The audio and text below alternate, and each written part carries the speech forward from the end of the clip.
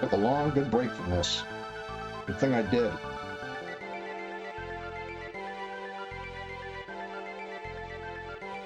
Ah, damn it, I forgot to change the title. Oh well. I'll just set that up. I will fix that with Twitch.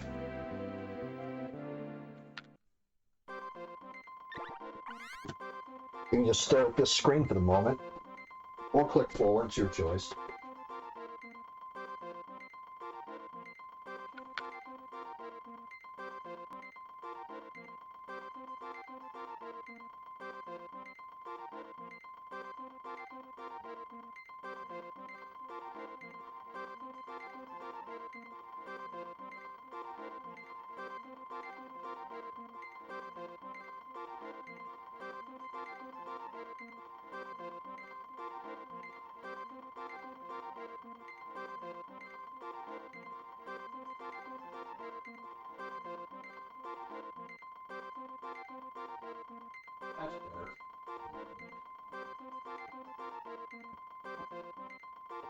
Alright, fixed that.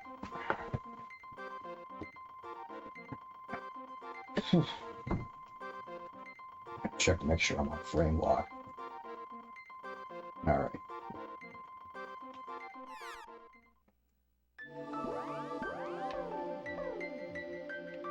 I still can't believe I have all the top weapons just like that. Oh, I was working on Medina, okay. Was I? No, I was working on Sylph. Or maybe not, maybe it was Luna. I don't know.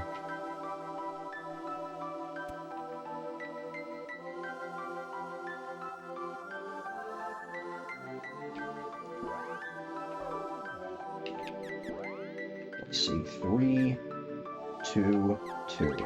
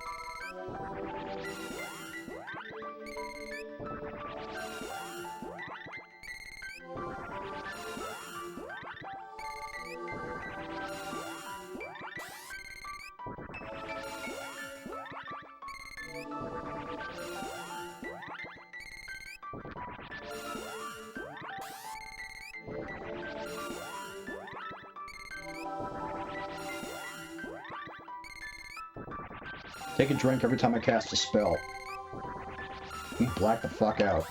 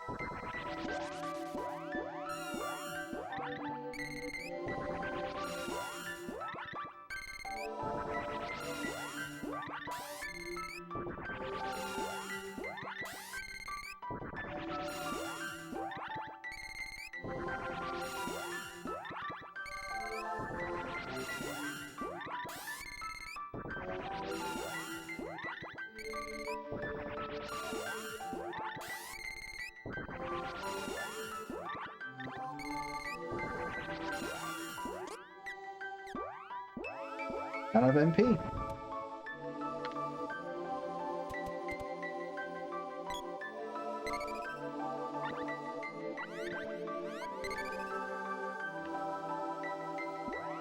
Let's see how far that got me. Ah, alright.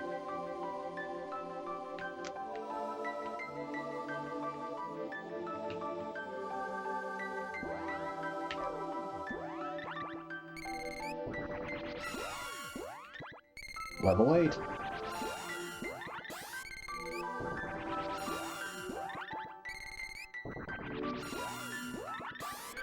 It's weird watching the hand cursor go across Randy.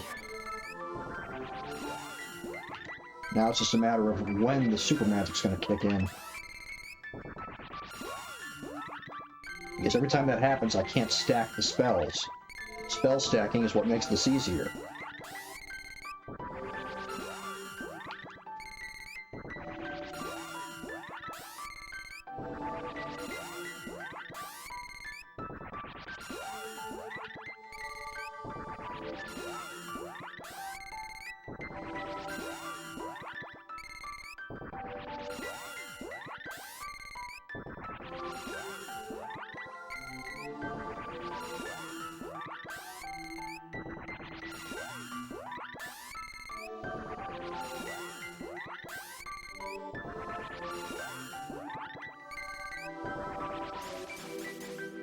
Yeah, there's the boost. Or rather, there's the super magic. That's a pretty quick animation. So this shouldn't be so bad.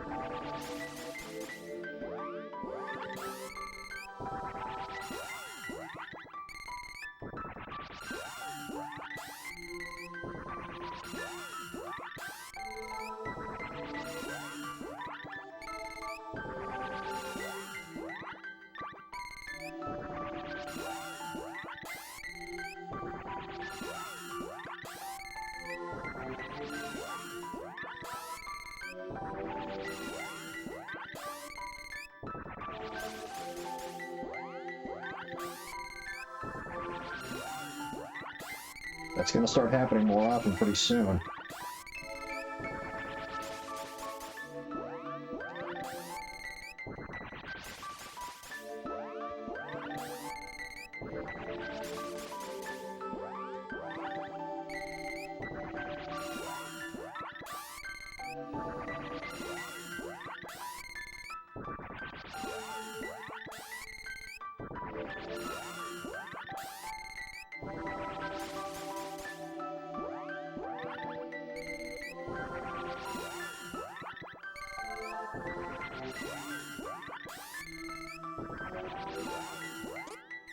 Oh, ran out of MP.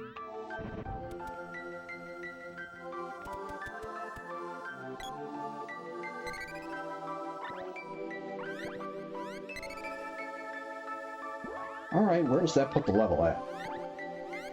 848, okay. I won't have enough, I don't have enough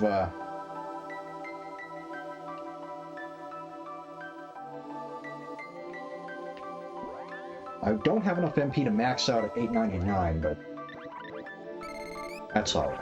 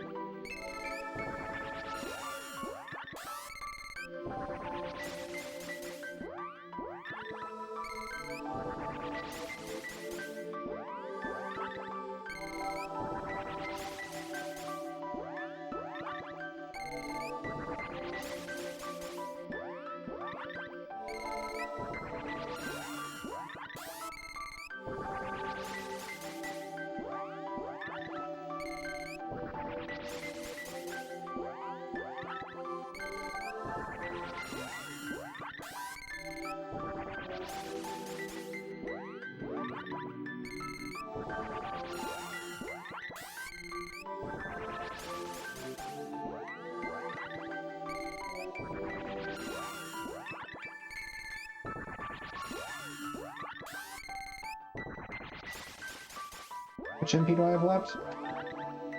I'm getting there.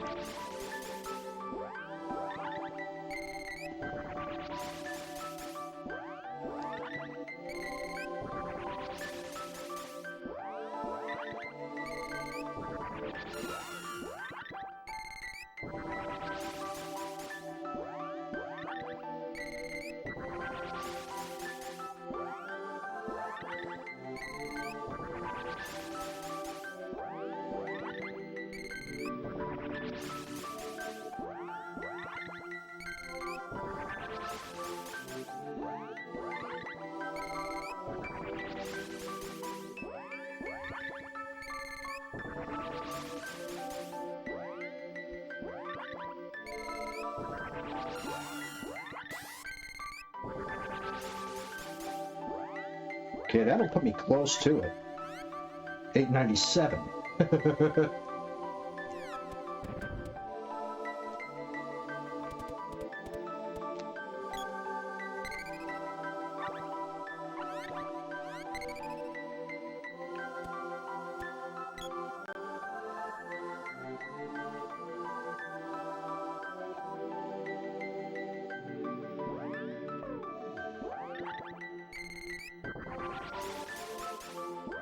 Will that wrap it up to 899? I'm curious. Oh, launch one more spell cast. And as expected, it's a super. Okay, Luna is done. Work on either Sylphid or Salamander. I'm probably gonna... let's have a look at Salamander. Let's look at the cost of those spells. Flame Saber, Fire Bouquet, Blaze Wall. Okay.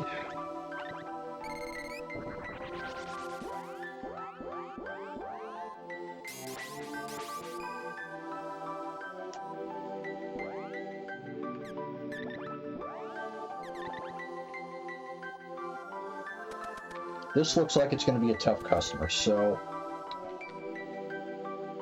the Saber spells don't pop off quickly enough, or rather I can't stack them as quickly as other spells, so I may just have to go find a target enemy and just spam this spell over and over. Fortunately, these guys show up right here. Let's see how well this stacks.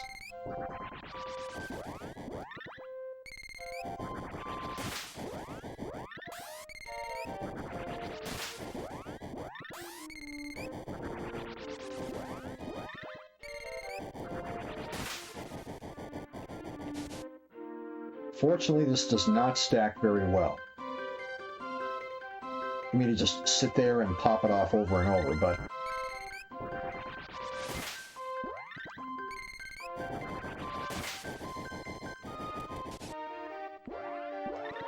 the nice thing is, it does get me out of the palace. So I can just take a walk around.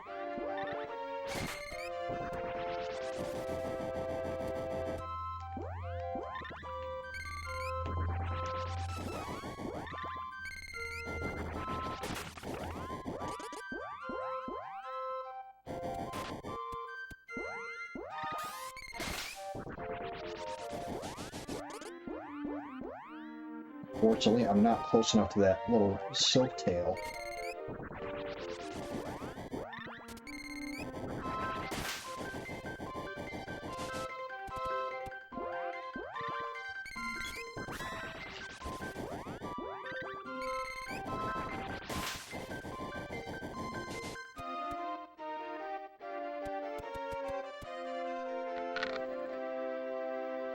Let's see if Blaze Wall stacks any better. It costs 4 instead of 3, but if it's better for stacking, I'd sooner go with that.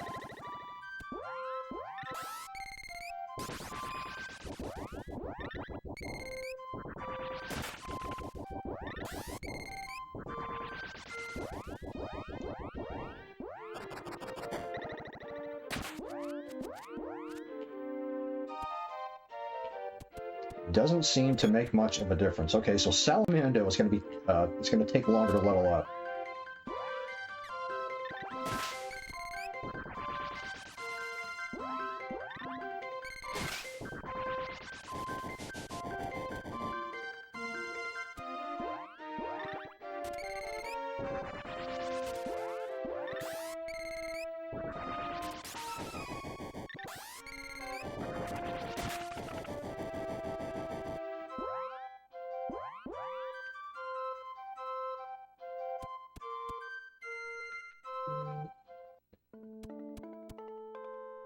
And I probably shouldn't use that screen to reset since it changes music, which means moving from one screen to the other takes a little bit longer.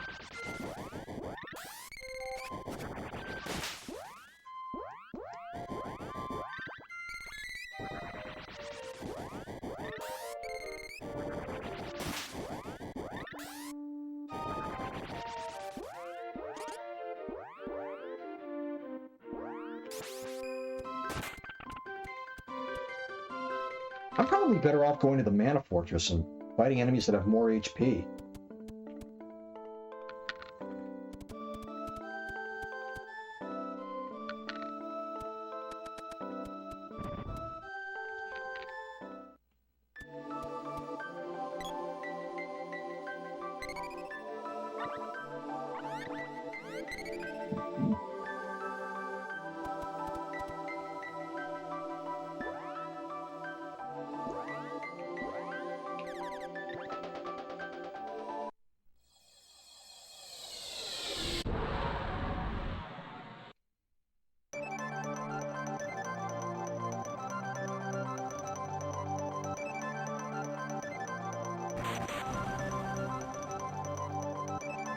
I can't think of any enemies that are strong or immune to fire. If I knew of an enemy that is, I could use them as the punching bag.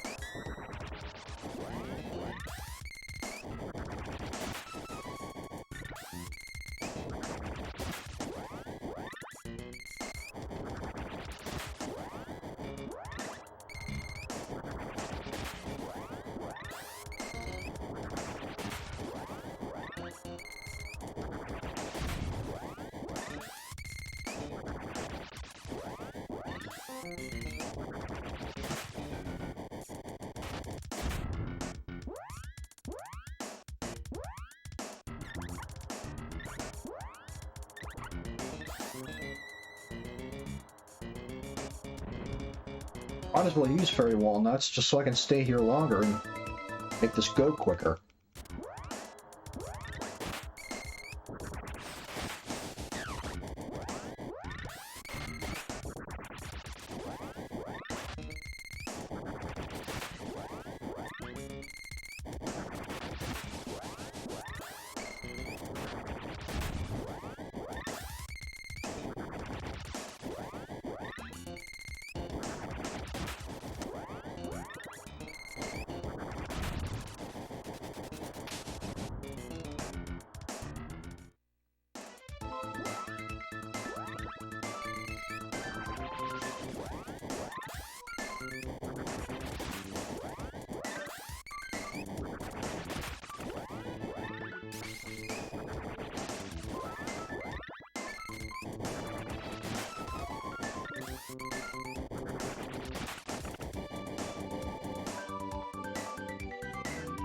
Salamander's level 5, just like that.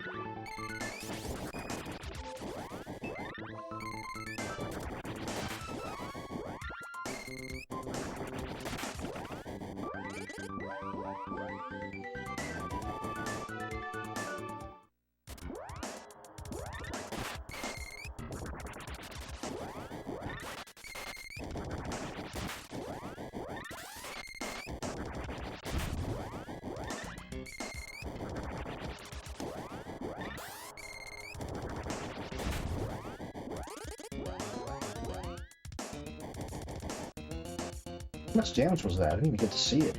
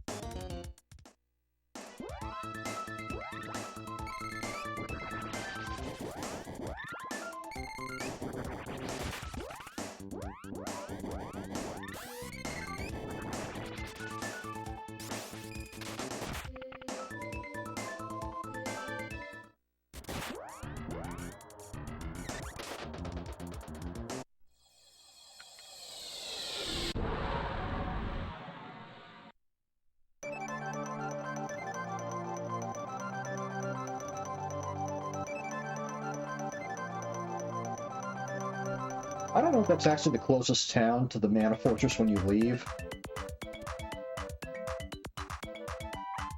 It's the fastest one I can get to without having to look at the map.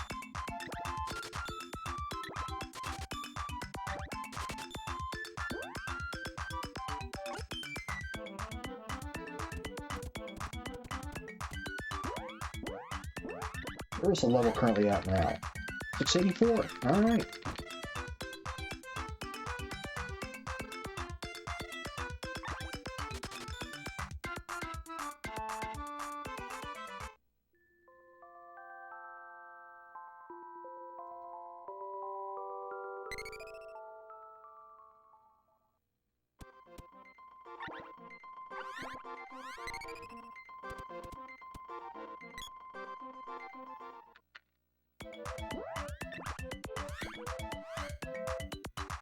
Okay, Dryad is maxed out.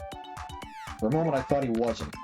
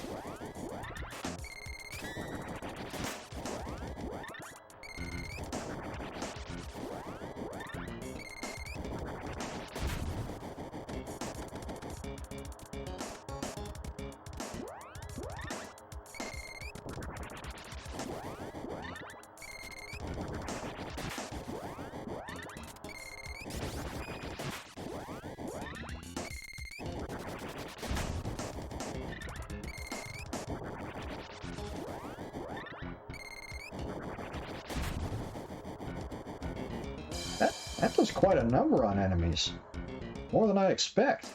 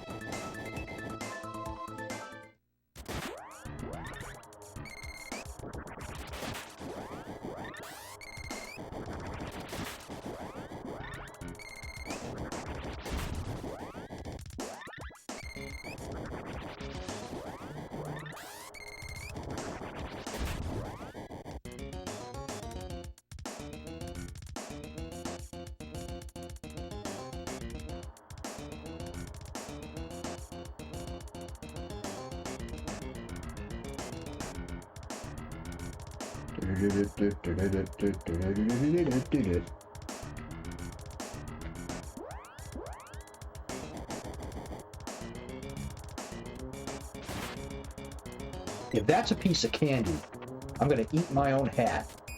No, it's a vampire. After you get the weapon orbs, when you open up a chest, and if it would have been the weapon orb, instead it's a piece of candy. But only if you got the weapon orb.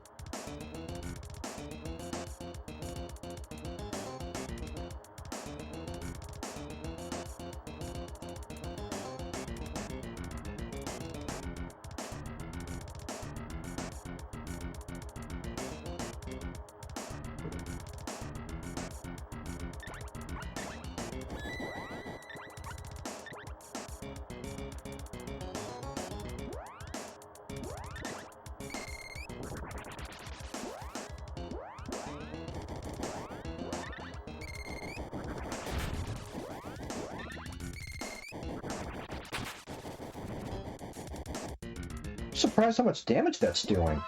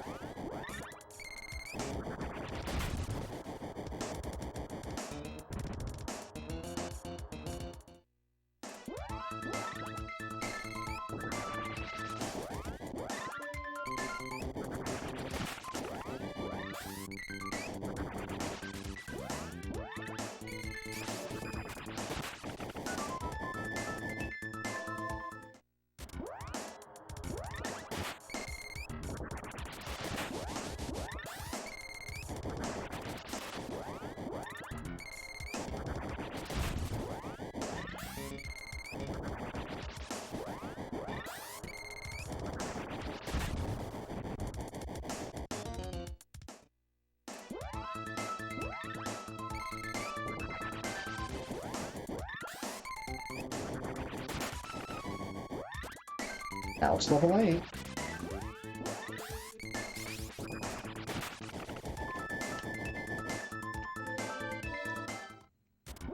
That went easier than I thought it would.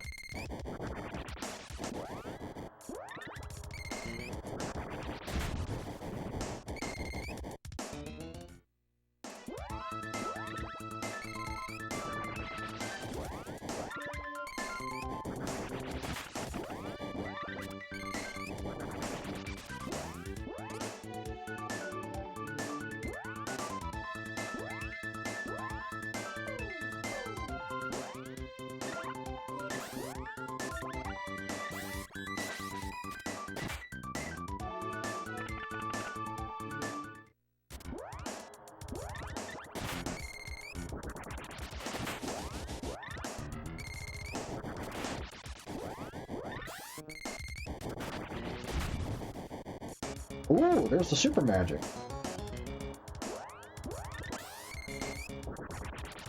That looked pretty cool. Very early for that to happen, though. How many casts was that? That was pretty early.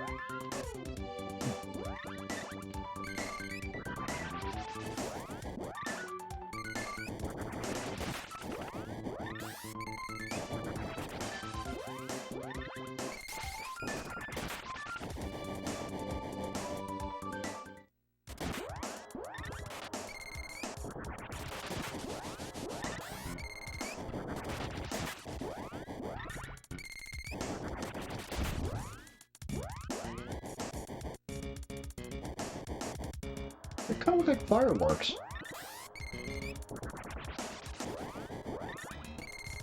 Like Chinese New Year fireworks. Kudos to anyone who gets that reference.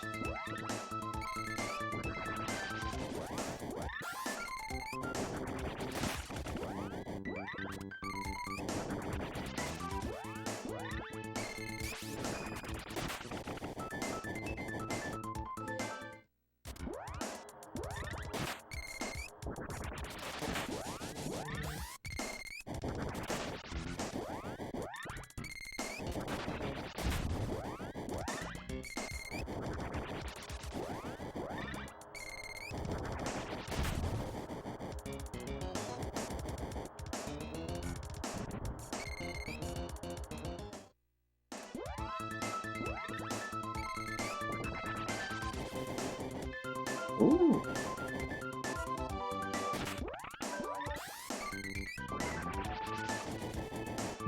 And this is going to be happening this much more often, then I'm going to have to seek alternatives.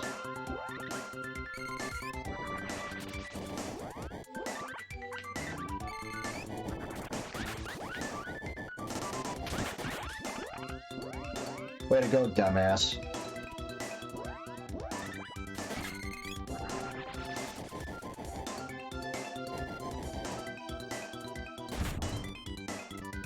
I'm pleasantly surprised how much damage that does.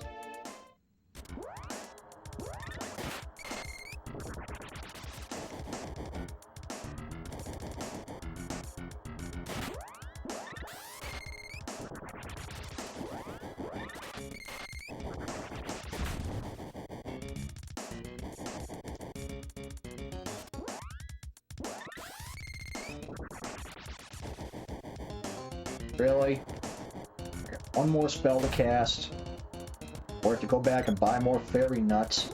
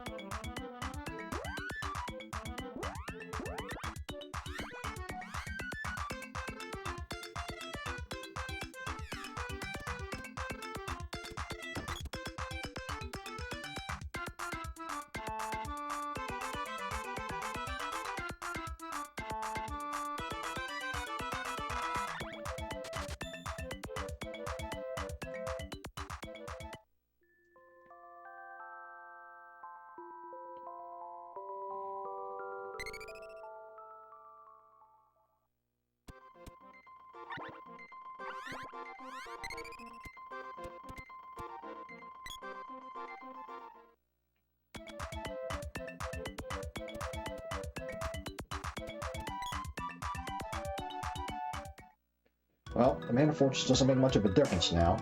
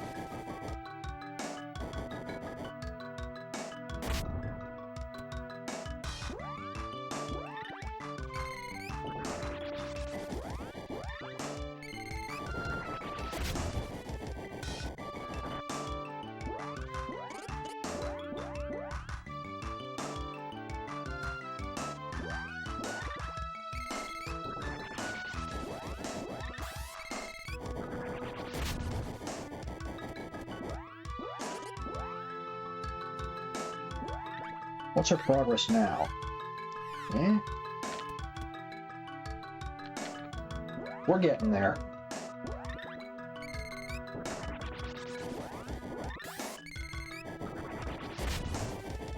It's actually a miracle I'm able to stack these spells still, especially with the post experience of the spell being so high.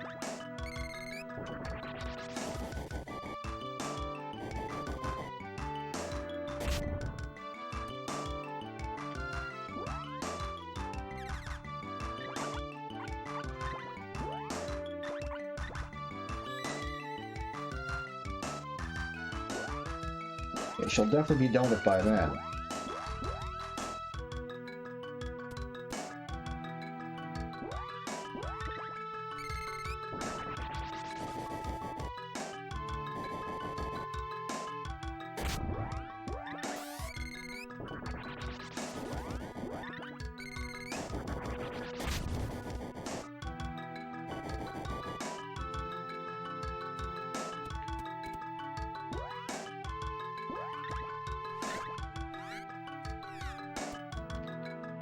So I gotta cast that 20 more times.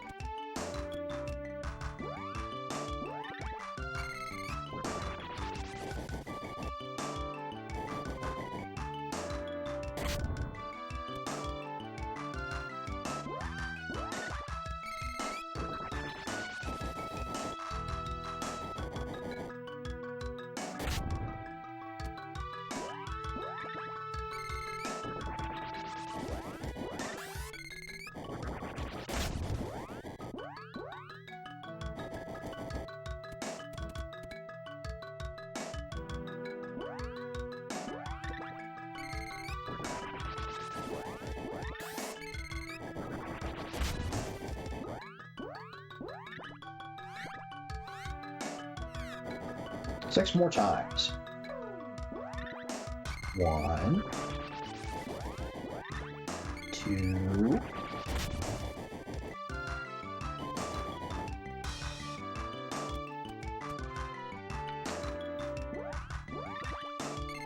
3,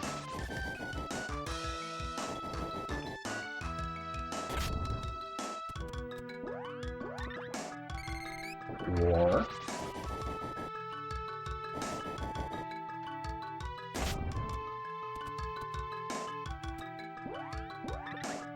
5,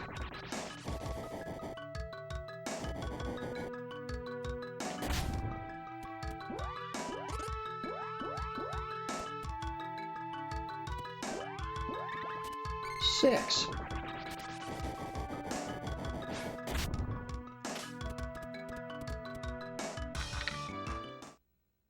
You know, now that I think about it, I might actually be able to just level up Sylphid right here.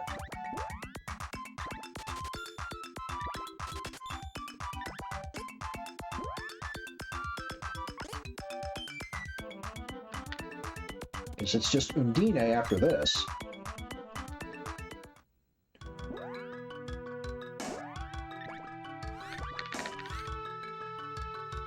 Yeah. Sylphid and Undine.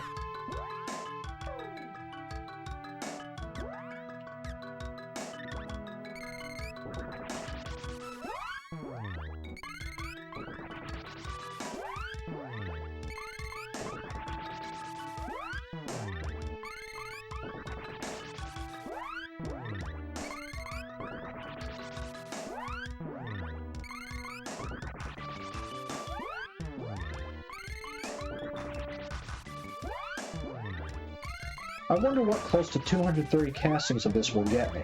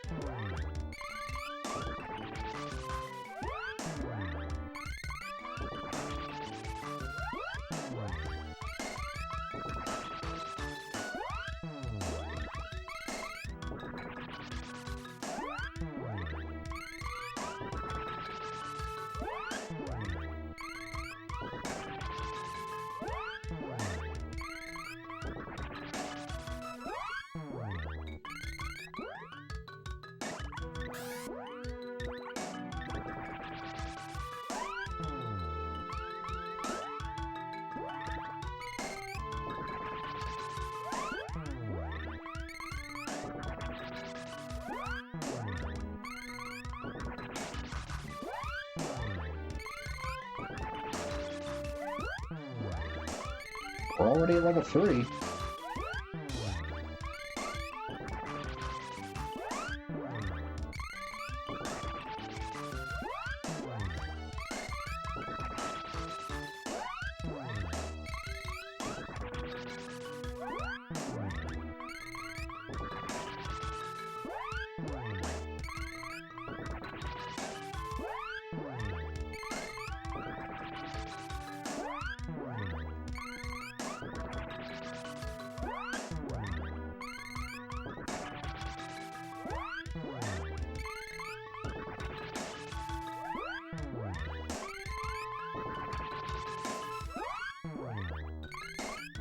There's level 4.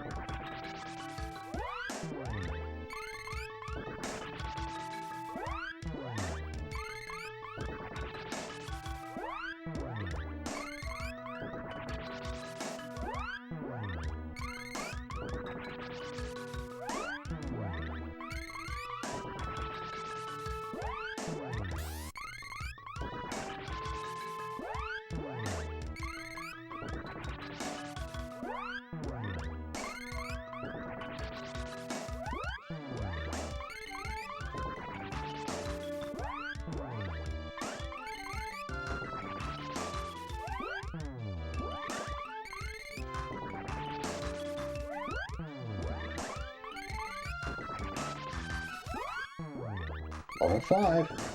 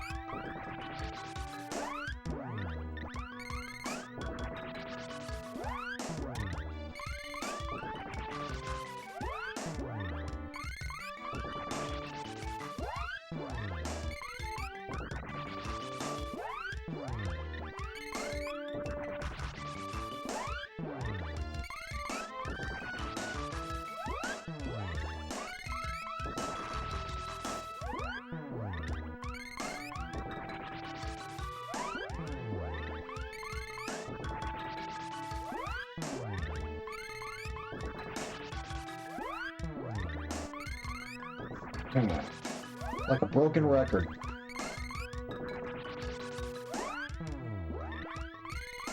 The willpower of some people. Can you believe this?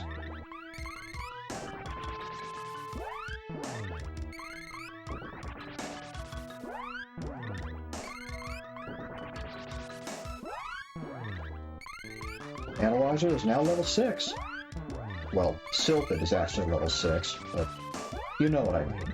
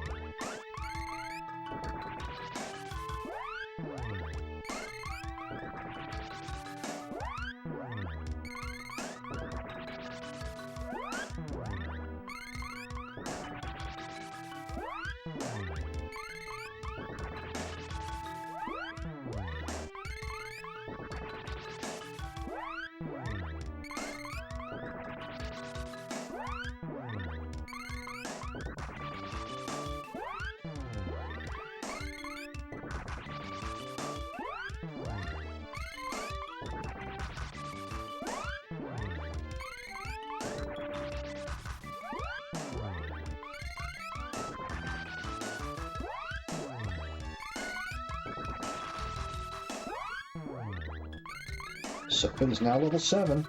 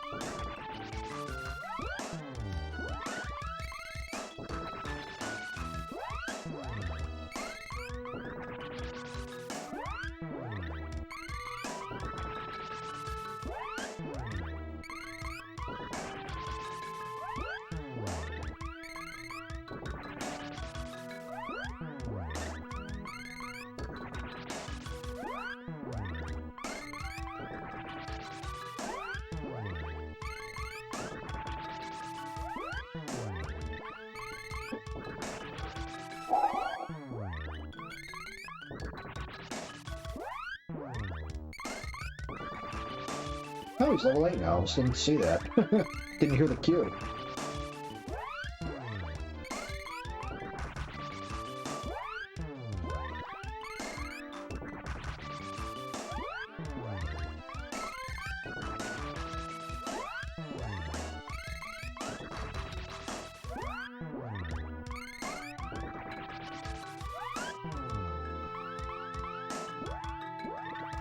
That was the super magic, and the animation looked no different than the default animation.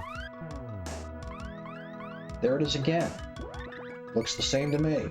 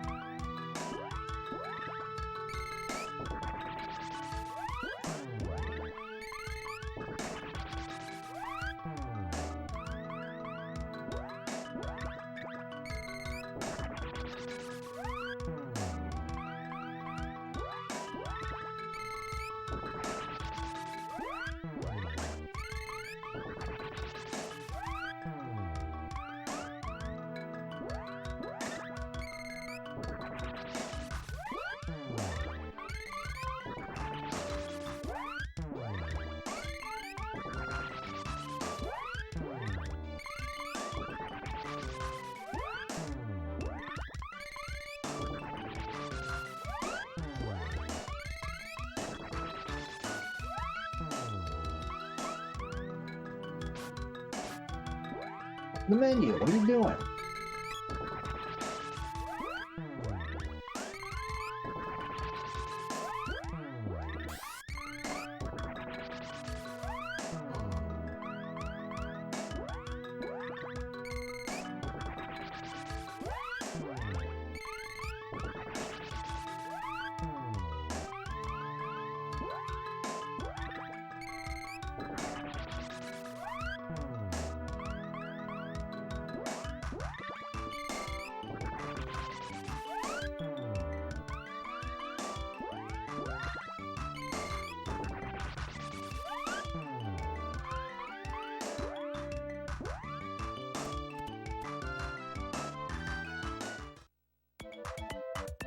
It's ironic I'm casting Analyze from Sylphid, and Sylphid is exactly what they're weak against.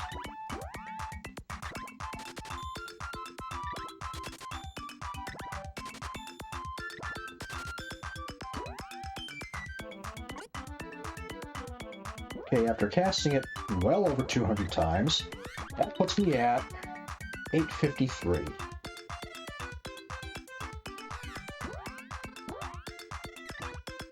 Whew.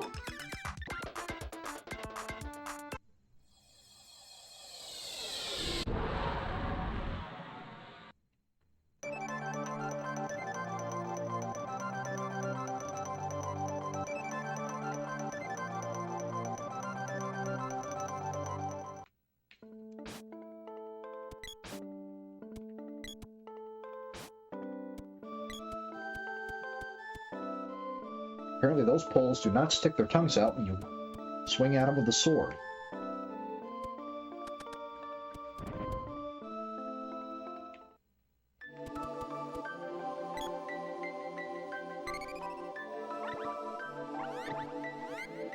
Oh boy, boy, boy, boy, boy, boy, boy. Nobody's in the chat right now, so it can be hard to stay awake when you're streaming this stuff when it's so repetitive.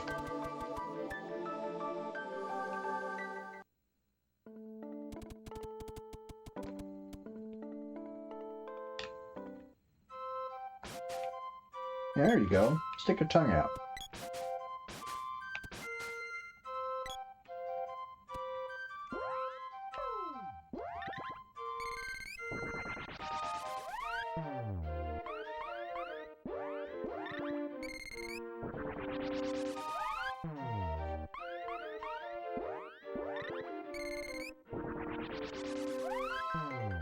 Three times in a row, I got super magic.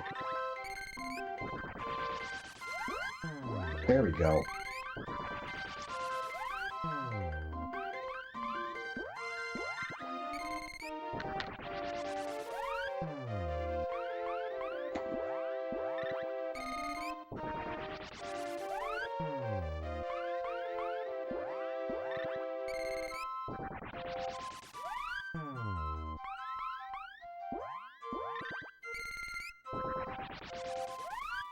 Oh my god.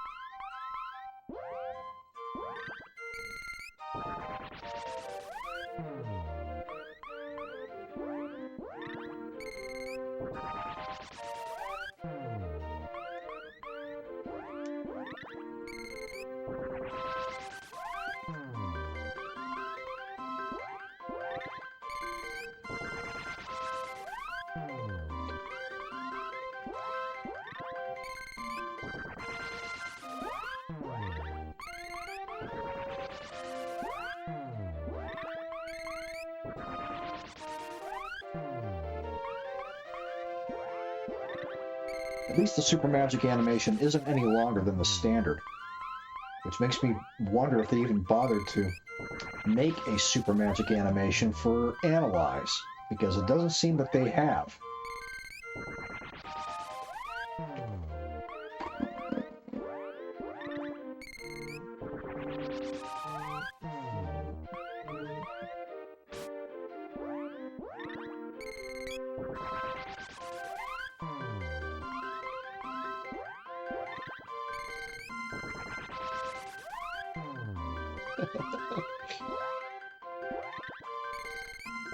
I'm almost done now.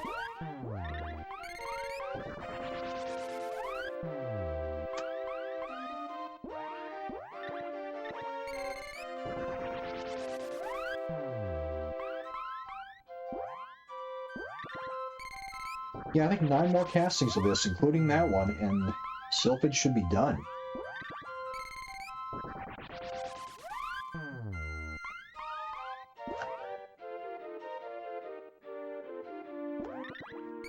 And hello to whoever's in here. Thanks for coming in.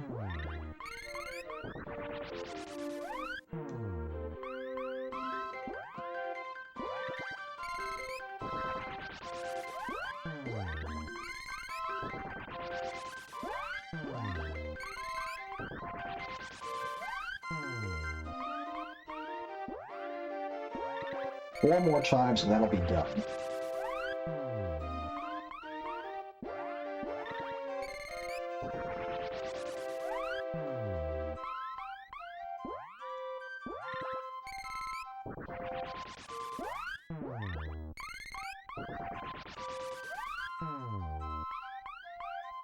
That should be maxed out now.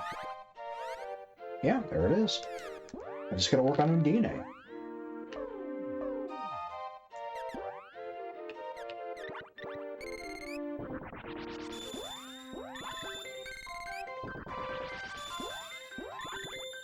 Fortunately, Remedy also costs 1 MP, so maxing this out will be pretty easy.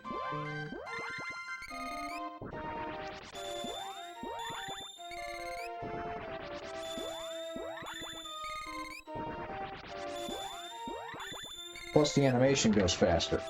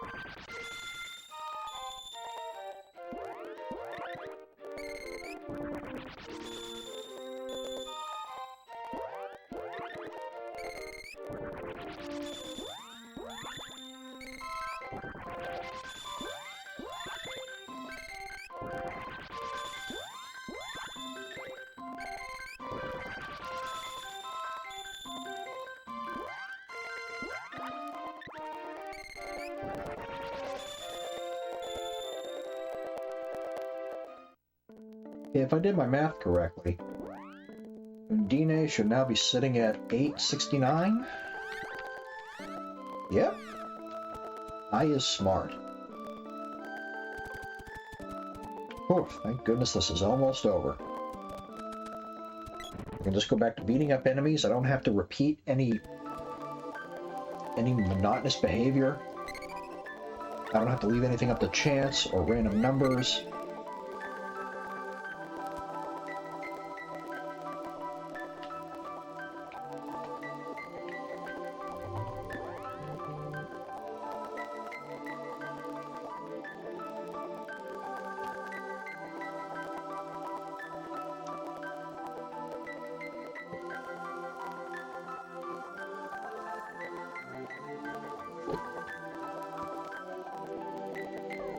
Let's see, I only have to cast this 30 times now.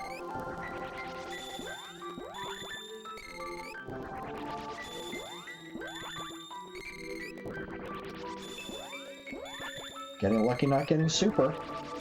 And I spoke too soon.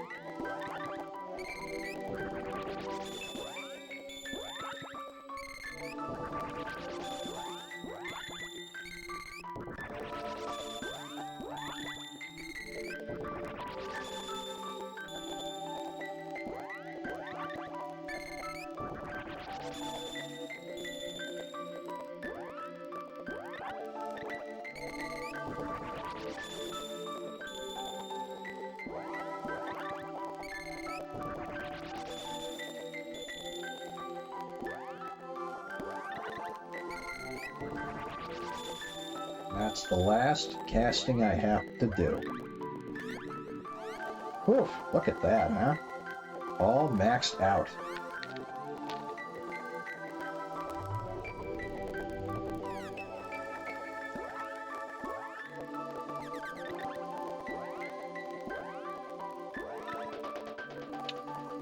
No, I didn't want to do that.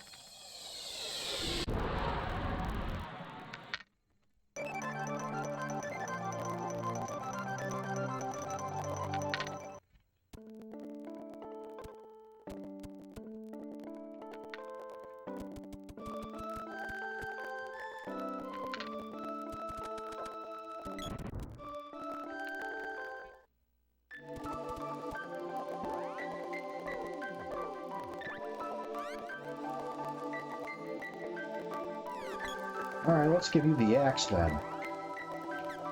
Literally, give him an axe.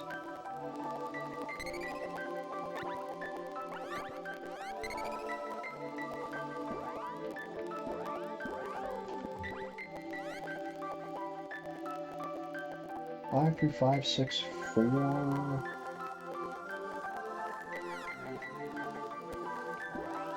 I say let's start with the boomerang. Before I start this grind, though, I'm gonna run to the bathroom real quick. Don't go away.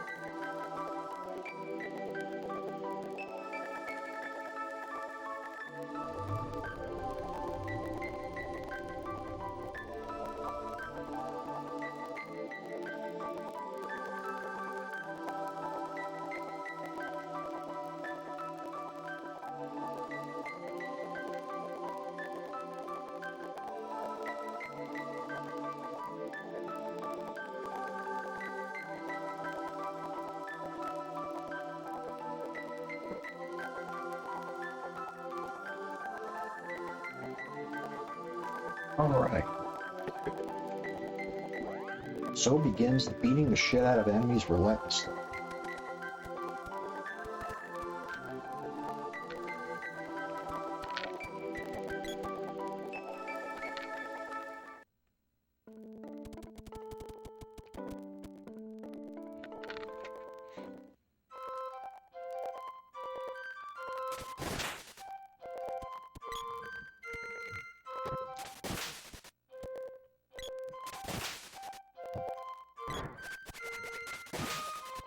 Whenever I would do the weapon grind, end game, I would always go back to the first area where you start the game. I would move from the town of Pandora all the way to, I think, Gaia's Navel, and then rinse and repeat.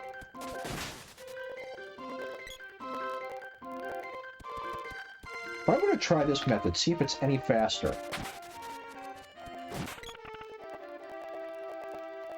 I don't mind if either Pyram or Propoli kill the enemies instead of me, because they need to level their weapons up too, so it still works out whether I kill them or they kill them.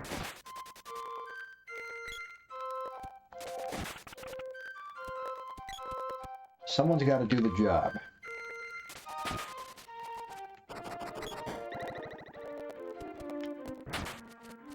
Oh, it doesn't even affect them anymore.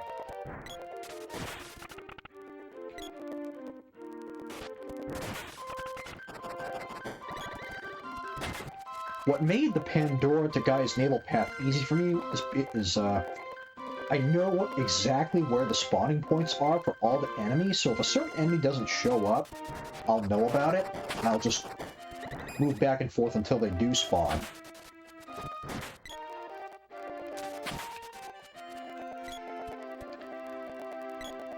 Here, though, for the moment, it's kind of a guessing game. I'm just experimenting for the time being, trying to figure out if this will or will not work better than my old method.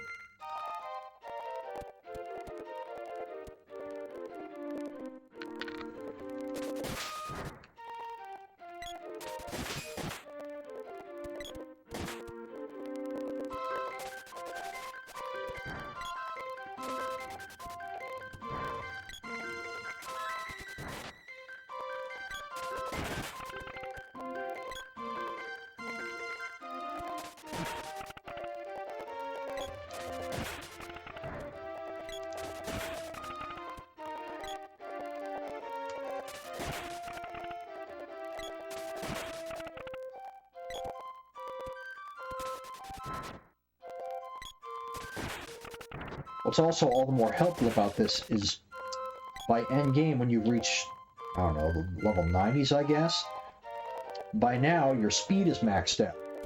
So your 100% counter counts up as fast as it can.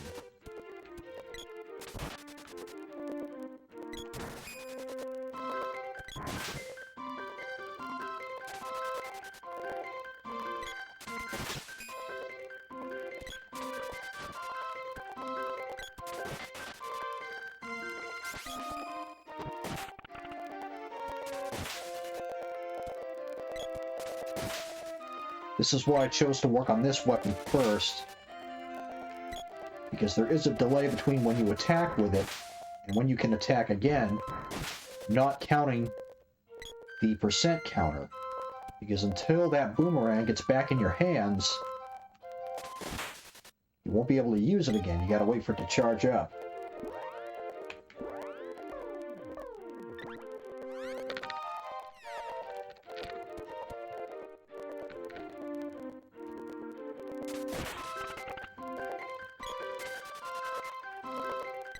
See what I mean?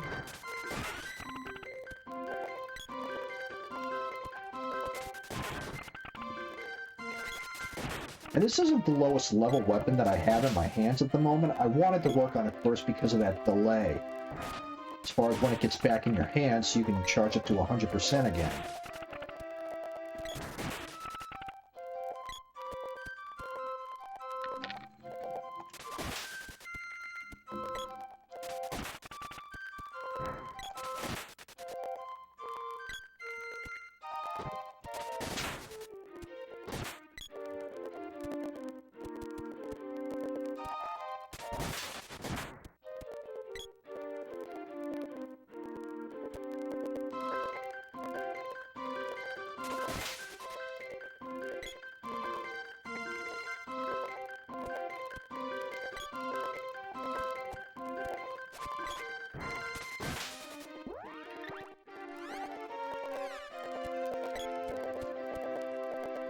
I don't know if this is going any faster or not.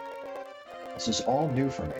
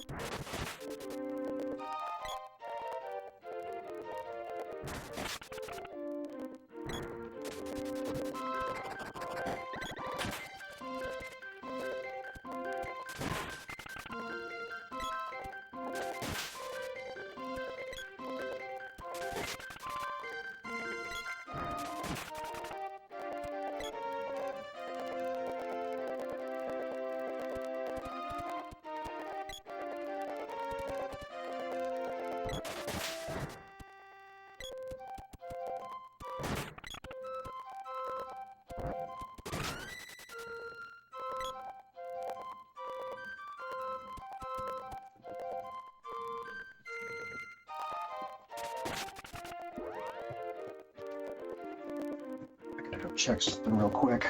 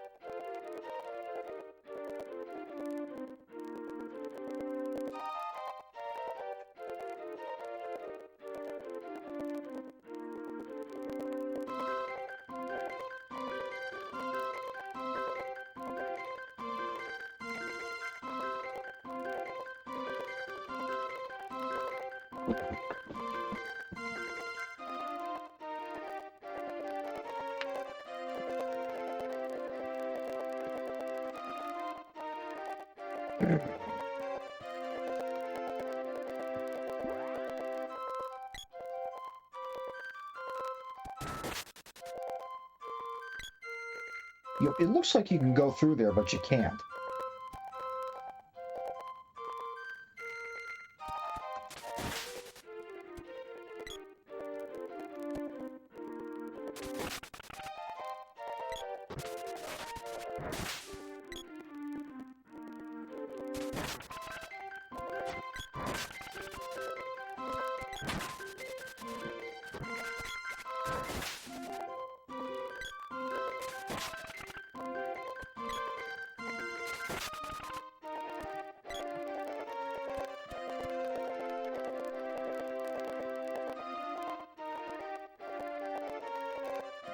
Go.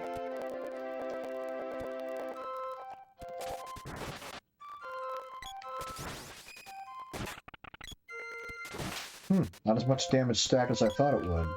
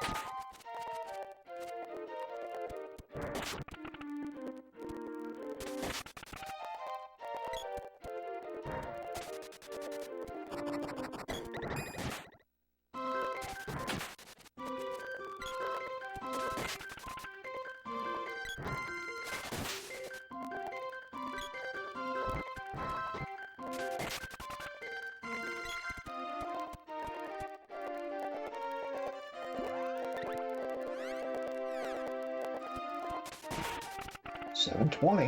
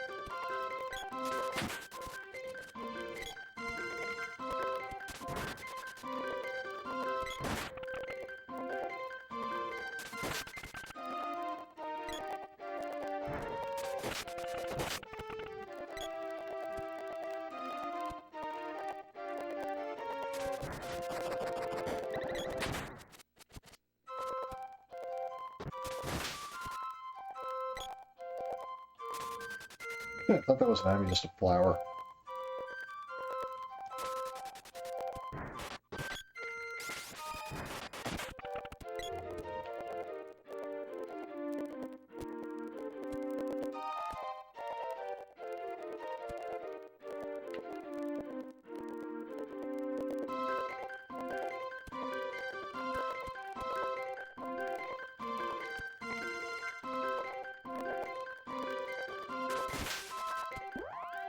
Alright, how much further does this have to go? 777! Ah, lucky me.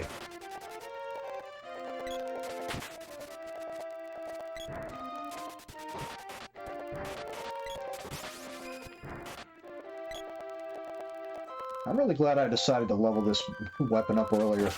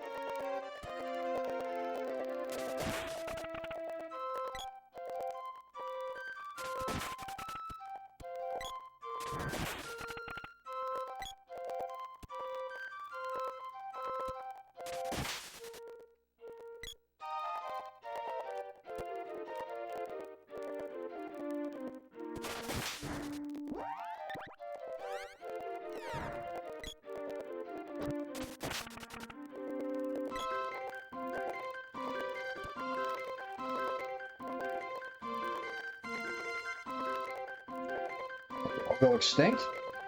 Looks like it.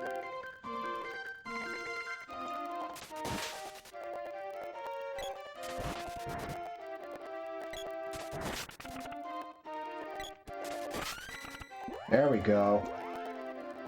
Now I just have to test one thing.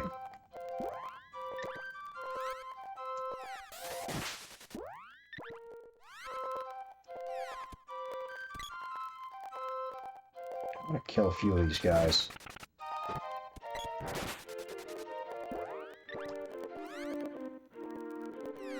That number does go up.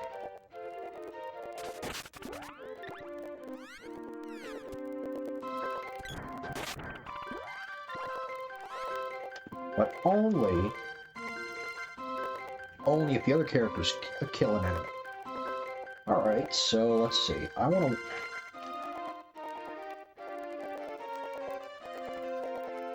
to work on next. Probably the pole dart.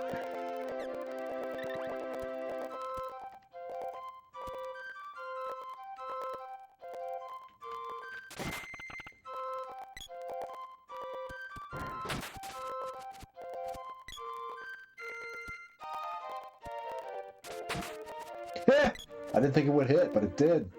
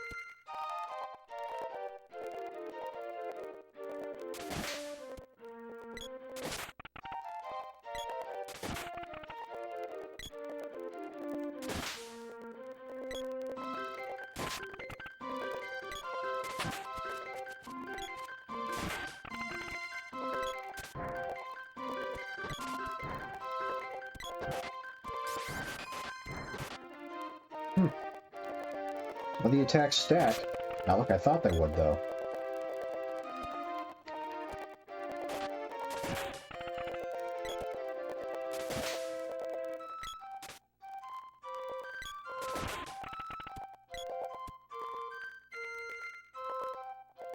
Is that it? Did I wipe them all out?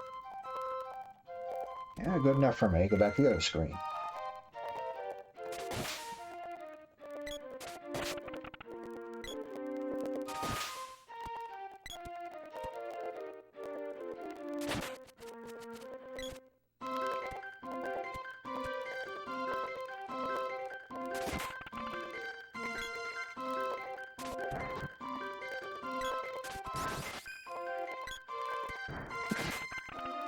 None of those attacks connected.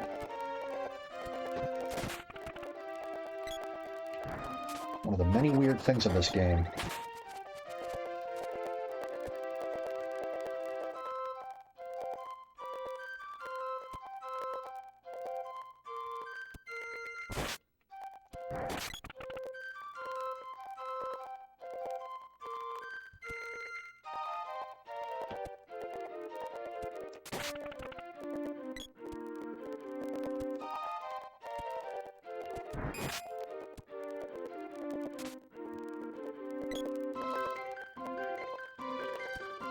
So what happens if I go this way and then back to the left? What kind of spawning patterns will I get? If this guy shows up.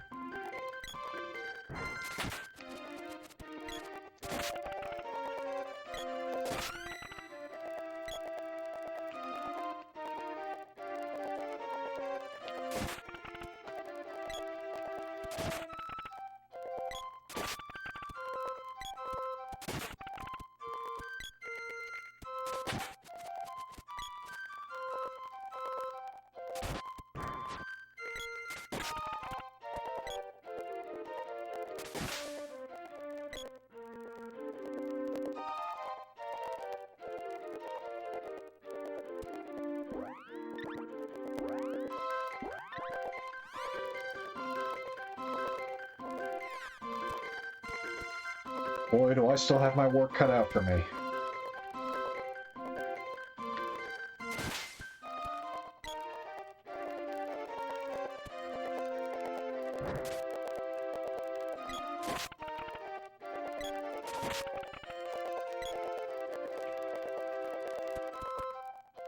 What could be in here that's so possibly interesting? Candy.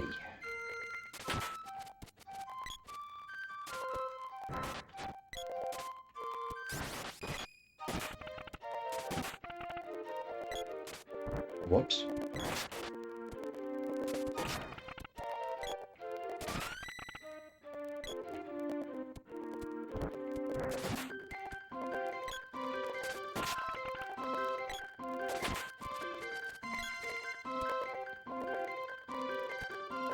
This would be such a killer weapon if it weren't for the fact that it's got the lowest attack power of the 8. That's probably what balances it out.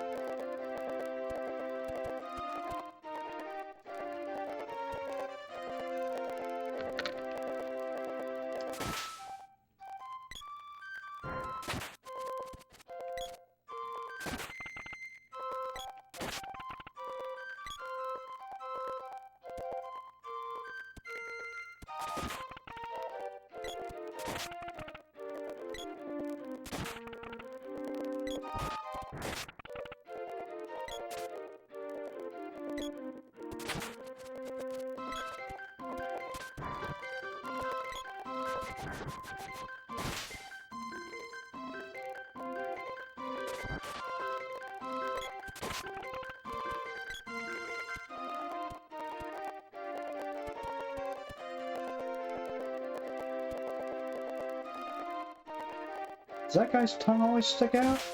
I don't recall that.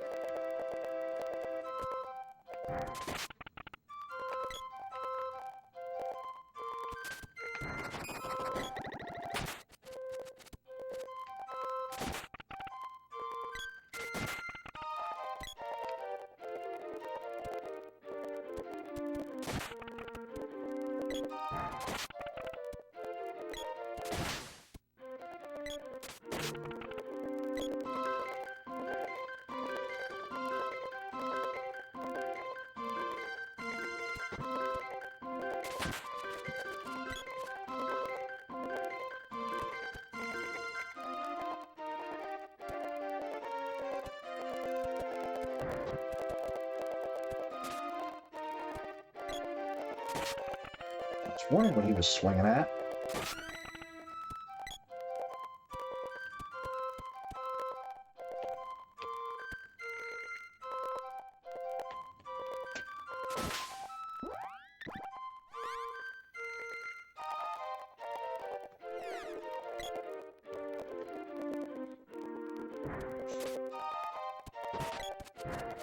Oh, why not? I'll take a nap.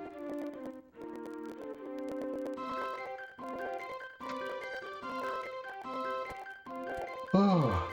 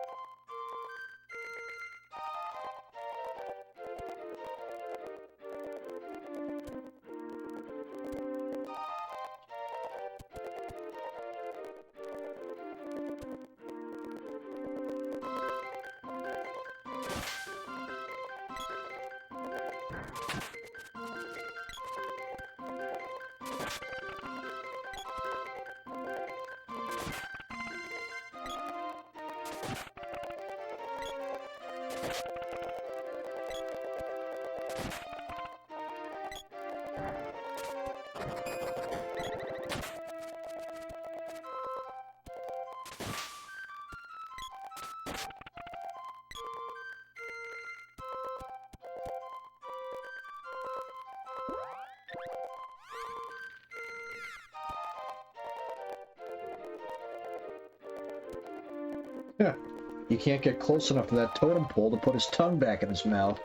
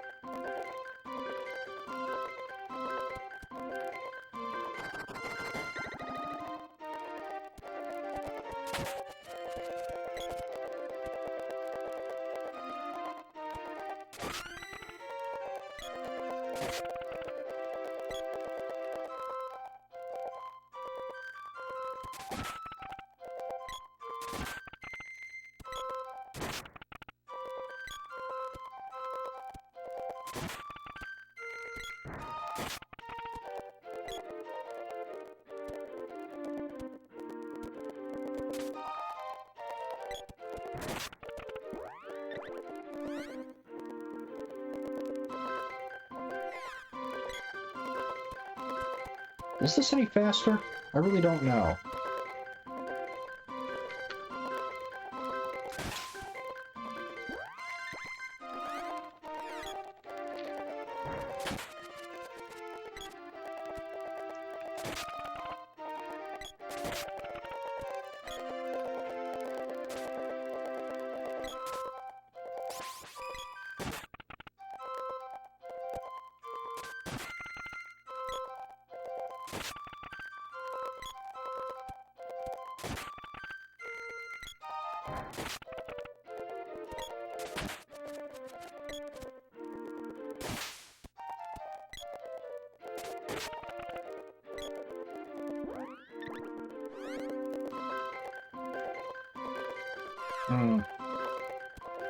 I'm starting to second guess what I'm doing. Wondering if it's any faster.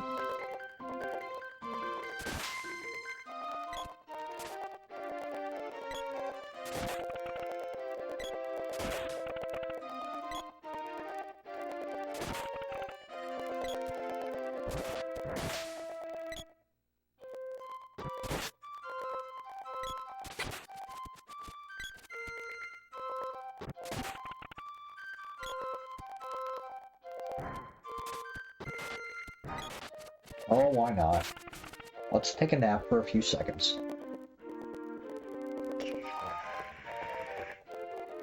And nap is over.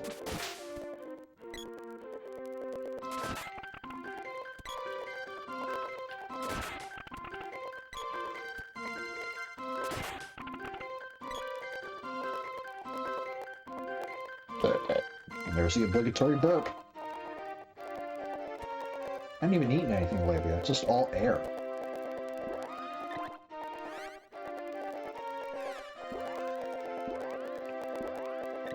I think I'm gonna go back to my old method. I'm not completely convinced what I'm doing is faster.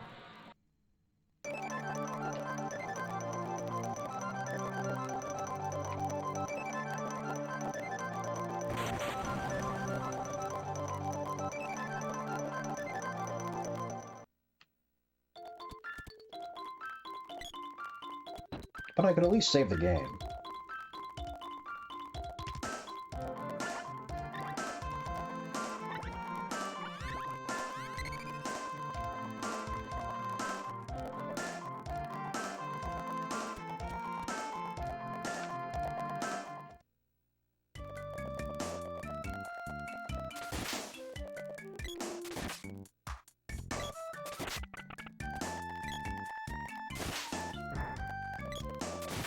Yeah, these enemies may be as simple as it gets, but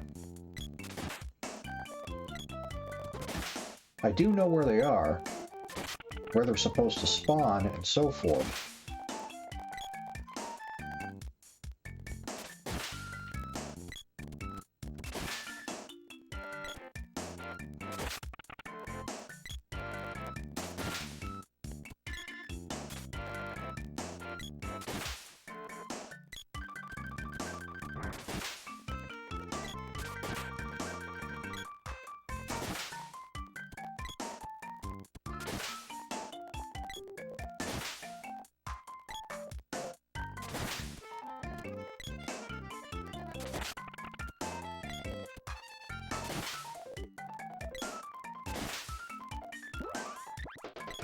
Whoops.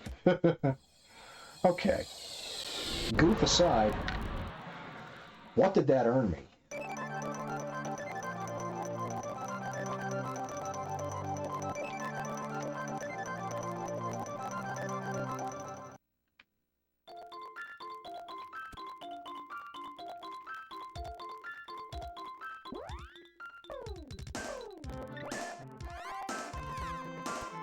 24 points.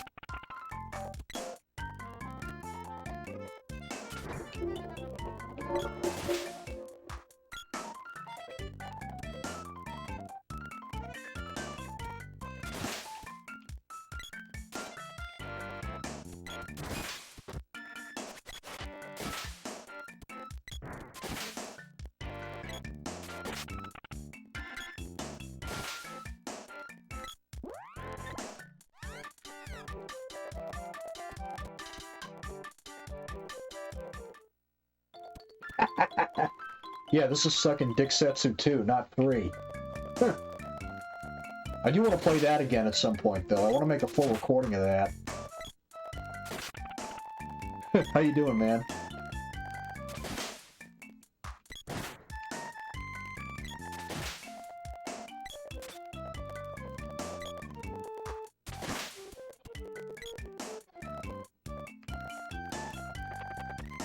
Good, good. Glad to hear it. I'm good, too.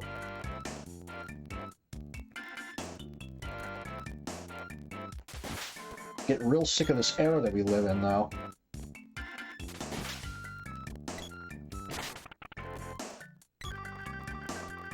Eager for it to come to an end.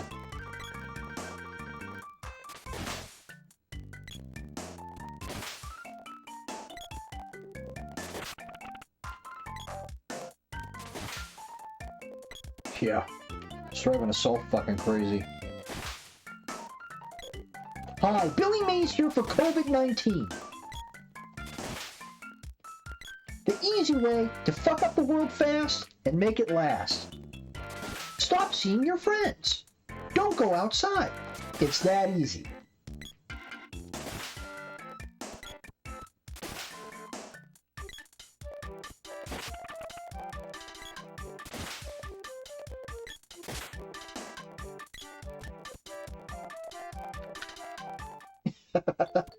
I should have thought of that.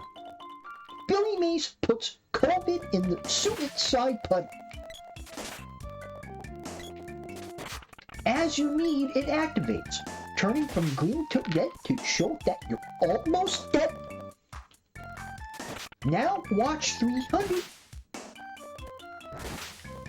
Why is that movie called 300? Is it like 300 Army Men or something?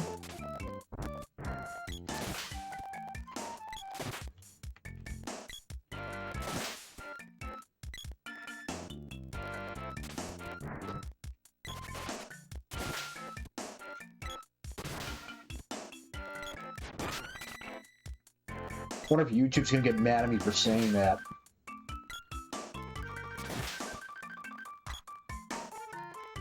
There's another streamer who's got a really good sense of humor, endorsements, sponsorship deals, and all that. He's turned into the real thing, but he can't mention the you-know-what, because apparently he gets in trouble or something.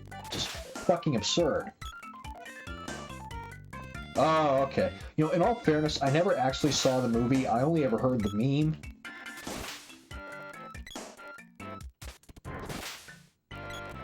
Of course, if I were to watch the movie at this point, it would just be for the meme and not for the film itself.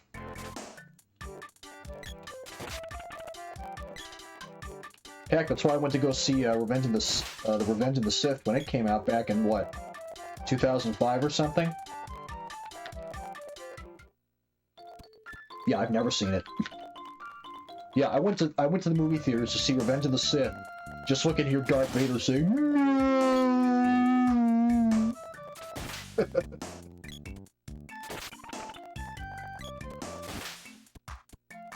back before YouTube was commonplace and You're the Man Now Dog took up the majority of my time on the internet. The horses.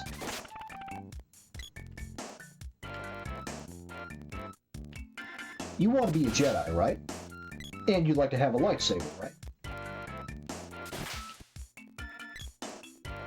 They did whatever it took to get the Death Star. We care more about the Death Star than anything else.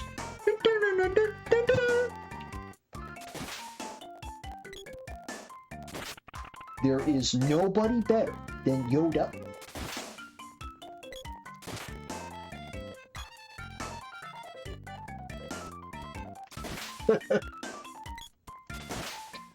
Luke's house needs foundation. And he likes to suck a lot of cock, right? I still talk to CS, by the way. He's doing good. I mean, this fucking nonsense that the world is living in, it was tough on him, too. I'm no exception. Neither is he. A lot of us aren't.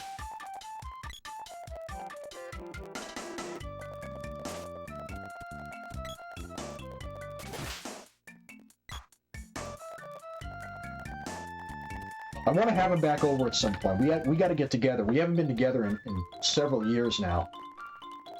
I know he streams on Twitch here as well. I don't know what he plays, though. I got to find him and follow him. Last I saw, he was over on Mixer back when they were streaming games, and he was playing some sort of competitive Tetris game. I forget the name of it. I'll know it as soon as I hear it.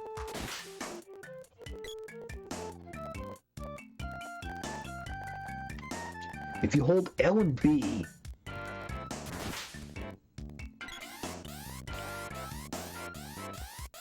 well, I know that you're charging the weapon when you do this, but I did not know that holding L will keep you in the direction you're facing. When I let go, I look in the other direction. This is actually pretty handy if I want to position myself differently. I did not know that. Thanks, that's cool.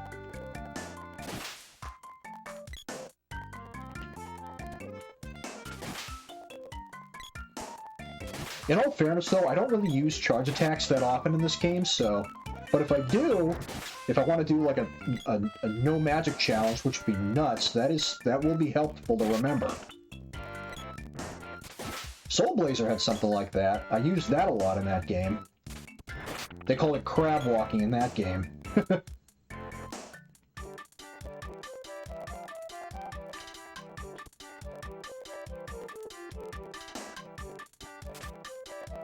Yeah, right now I'm just leveling up all the weapons. I'm just doing the 100% nerd completionist crap.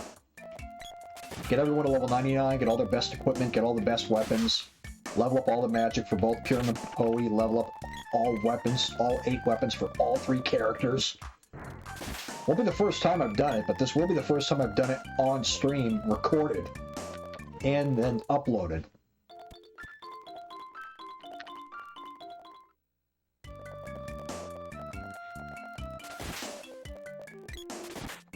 How close am I to level 8 with this thing? I'm getting...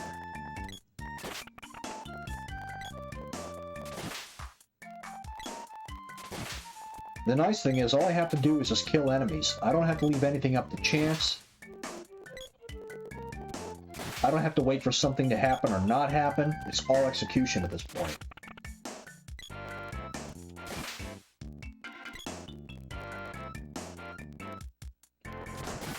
How'd you find me, by the way? Did you find my post on my YouTube channel?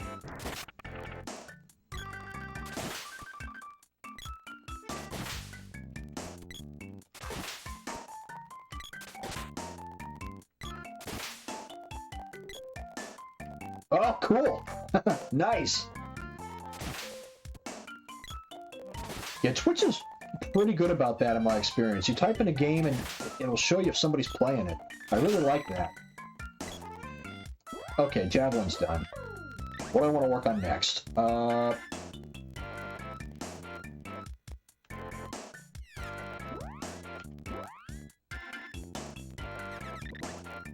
work on the whip.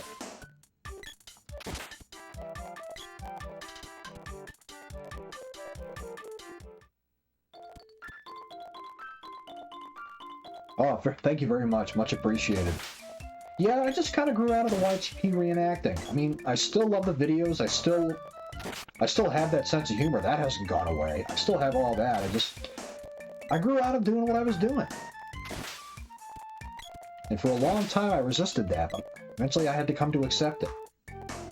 And say, you know what? I don't feel this the way I used to.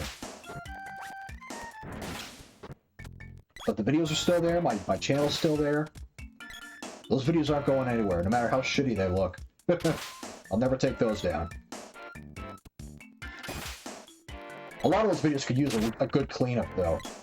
I mean, if I were to go back through every video and redo them all, do it all over again, I'd give them like a really good cleanup. I'd probably do new takes, you know, better editing, things like that.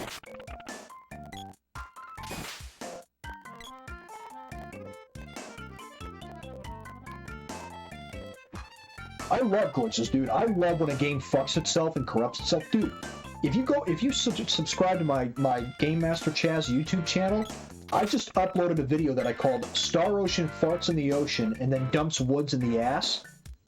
Or dumps ass in the woods. The game just totally glitched the fuck out. I don't know what happened or why, but it's a fucking hippie light show.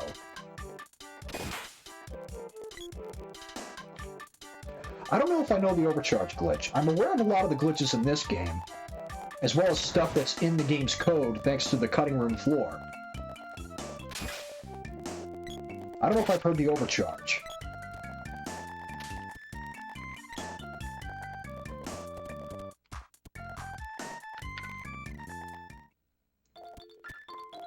But yeah, I don't know what happened with Star Ocean 2. The game just fucking shat itself.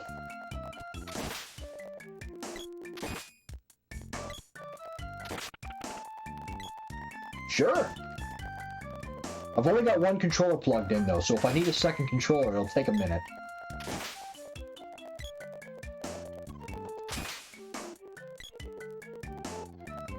I do not want what's in these chests because there is nothing of interest. I'm just going to push them over here and despawn them.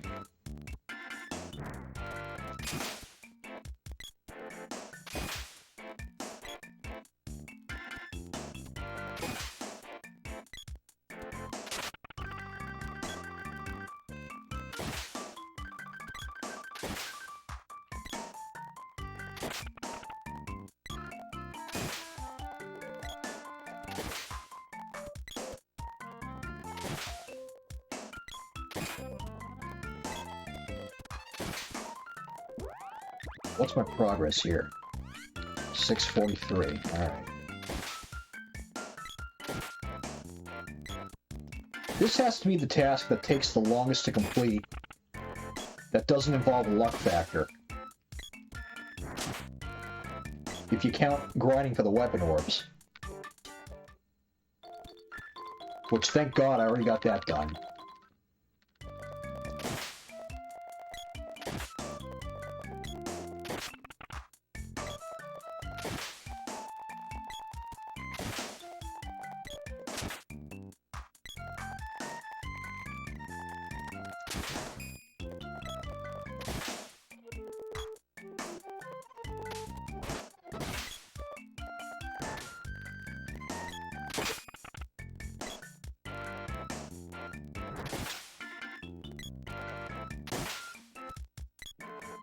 Okay, that's a big text box, so I'll take a moment to read that.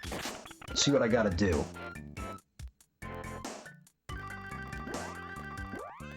Okay, sword with the boy.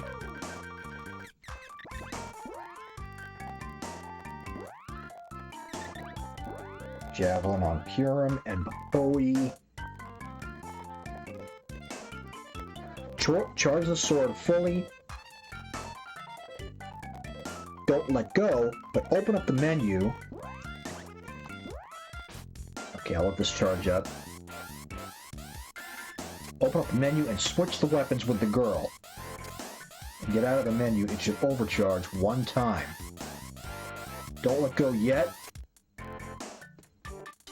Okay, so here we go.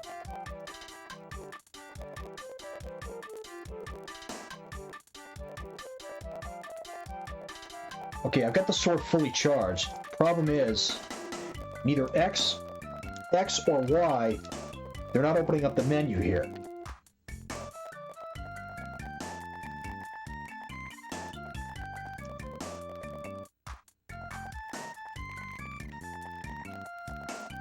Yes, it's not working. Just did the charge as needed, like so.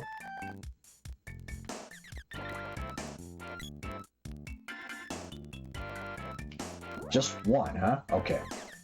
Okay, so one level. Nope, it's not opening the menu while I'm holding B. Maybe it's certain ROM revisions of the game?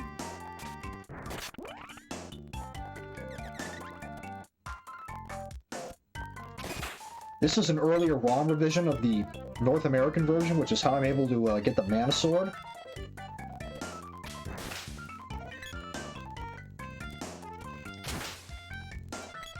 Yeah, that's very possible, because in the PAL version of this game, you can't get the Mana Sword at all. That glitch was fixed.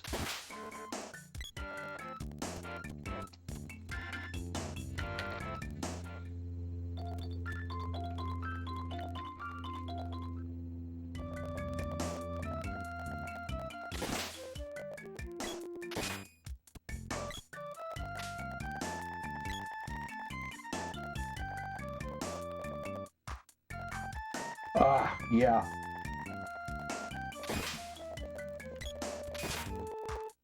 Yeah, without a second controller, I wouldn't be able to try it. I'm sure there's a video, though. There's gotta be a video of that. Just seeing it will be enough for my amusement, even if I can't pull it off myself.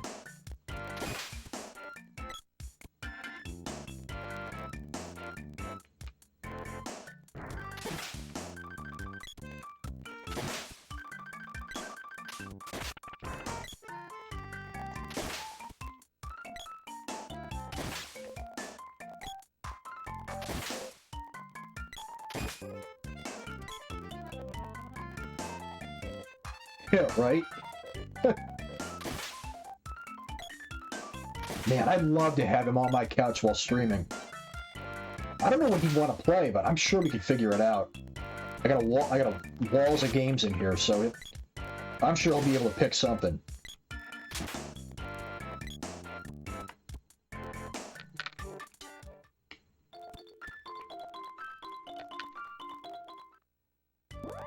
Alright, what is my progress on the flail here? 691.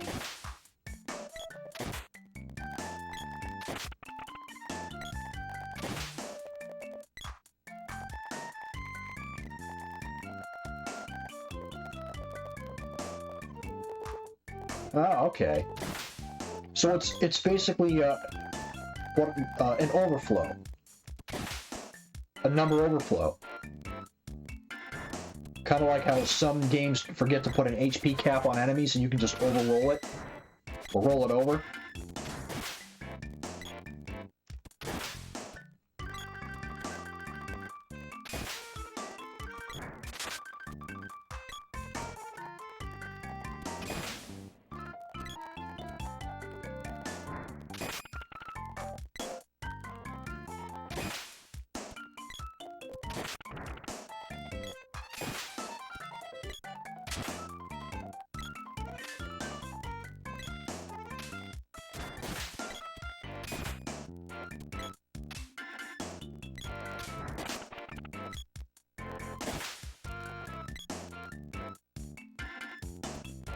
Hiroki Kikuta. He's called it his favorite soundtrack he's ever composed. There's a good amount of information on the making of this soundtrack. More than I thought there would be.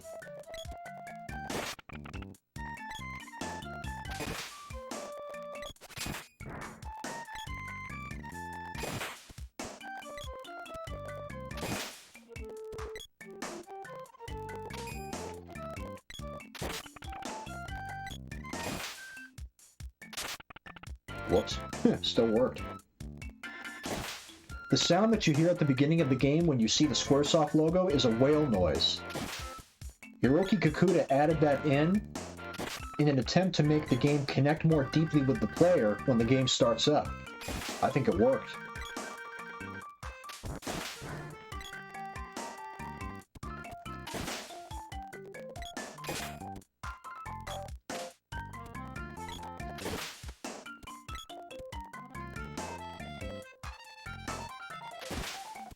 He was given no direction on what Secret of Mana music was supposed to sound like. It was all up to him. He also didn't like the MIDI samples that the Super Nintendo had, so he made his own MIDI samples to compose the music. And with these samples that he made himself, he would know exactly what the music would sound like in the Super NES. So he didn't have to worry about any differences between his composition and what the Super Nintendo would output. That's about everything I know. I don't know if there's any other information available.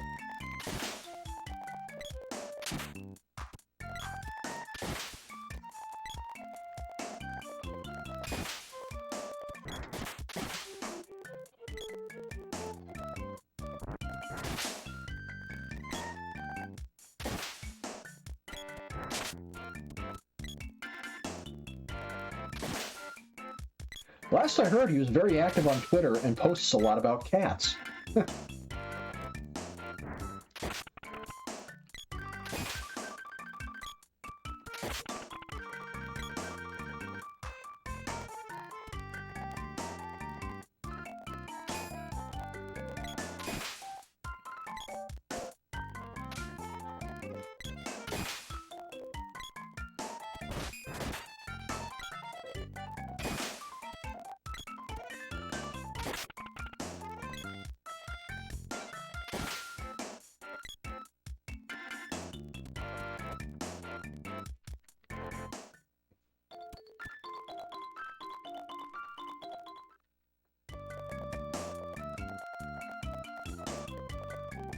Really? What's it called?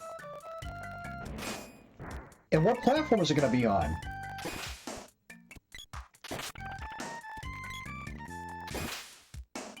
I'm glad he's composing it. I haven't heard anything new about him in a while.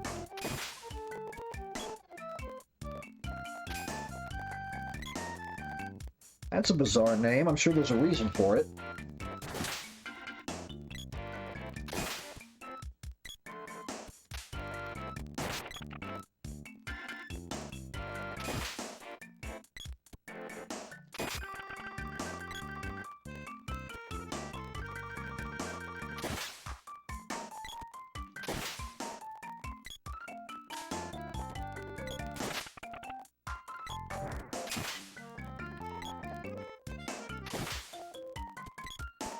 I will have to check out some video footage of that.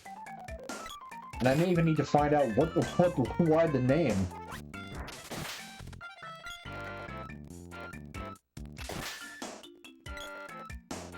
Nice pixel art. Mm-hmm. I'm really happy how big pixel art is now. People just love that old look to it. New graphics tools just don't do that. It's kind of a lost art, but not really lost since more people are into it these days. I saw a pixel art rendition of the King of the Hill opening theme. It looked really cool.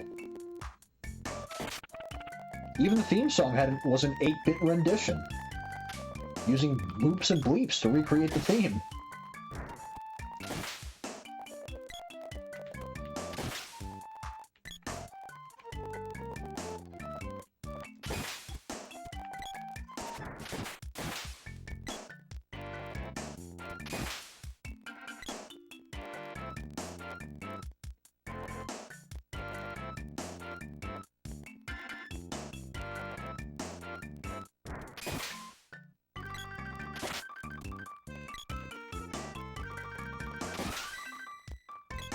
Yeah, I'm not a kid anymore myself. Oh, Whipstone, okay. I mean, I used to go back to these games all the time because I was such an old fart about new games like, they don't make like they used to. But now my reasons for not playing newer stuff is more political than the actual game itself, which isn't really fair to the game or the artists.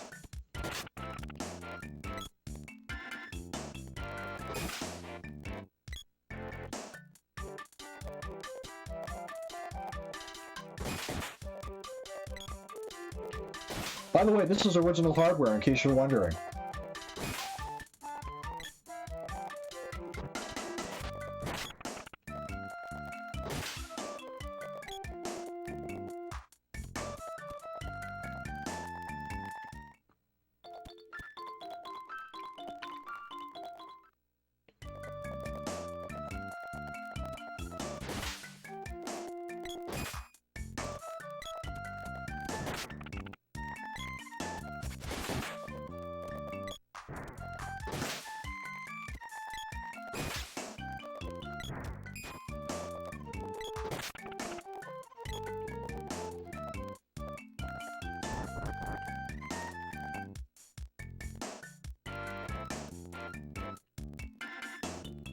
Oh, very cool.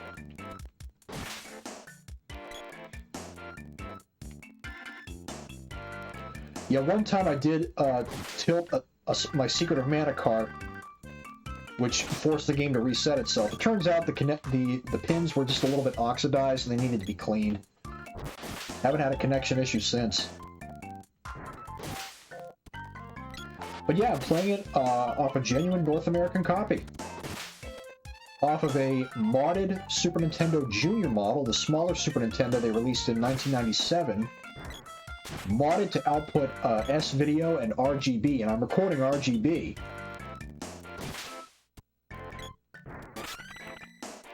Yeah, it's hard to devote yourself to that when you also have a full-time job. I've got the same problem with streaming. I'd be doing this full-time if I could make a living out of it, but as it is right now, I can't. So I gotta take it piece by piece.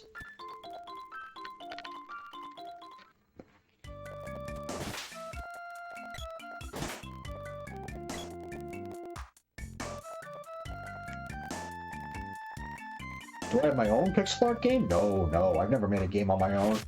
Never beyond writing down how it was supposed to work on paper. I've never sat in front of a computer and programmed it. I can't write code for shit. I know computer code when I see it, but that's it. I look at it and I can't read it. I even have trouble writing in Microsoft Basic. Never mind Java or C++ or machine or assembly language.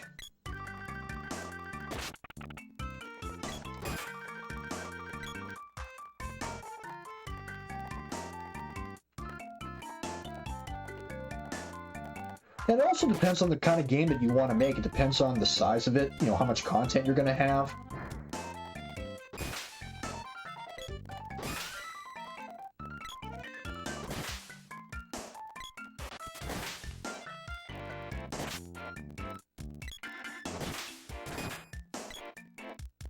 I mean, the original Mortal Kombat from 1992, that was made by 4 guys in less than a year. Ed Boon, John Tobias, John Vogel, and Dan Forden. Now the team is giant, because the games keep getting bigger and more ambitious.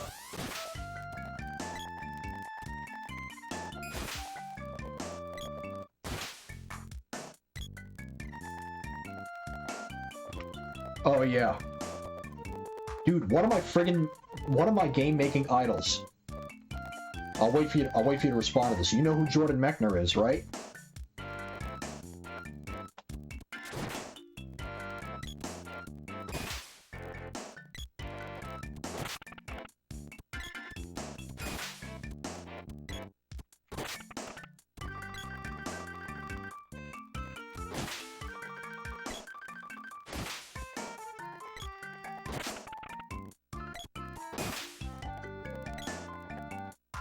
He's the creator of the Prince of Persia franchise.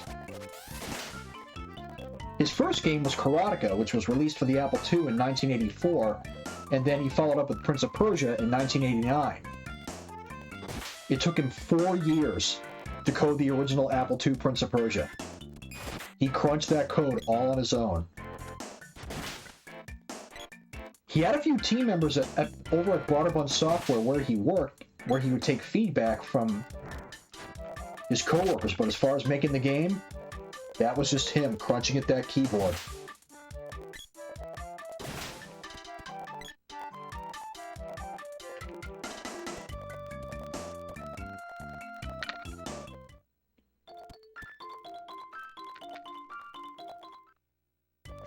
What did he make? What's he known for? And even funny enough, when the original Prince of Persia came out, all his co-workers loved it and asked him, when are you going to make the sequel? And Jordan said, no, no sequel. It took me 4 fucking years to make this game.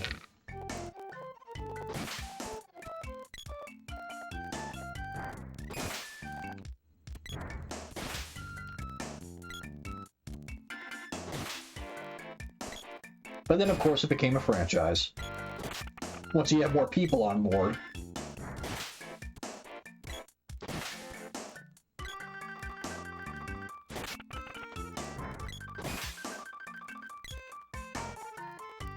Oh, another world and out of this world. Okay. Those games I am aware of. I did not know he worked on that on his own. That's cool.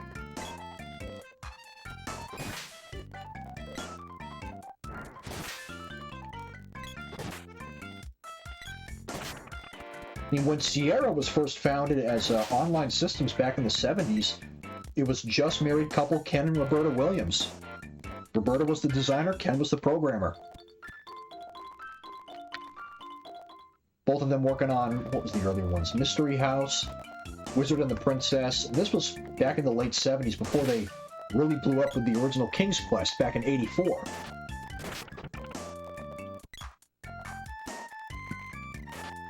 And that turned into a franchise on its own, and then there were other franchises.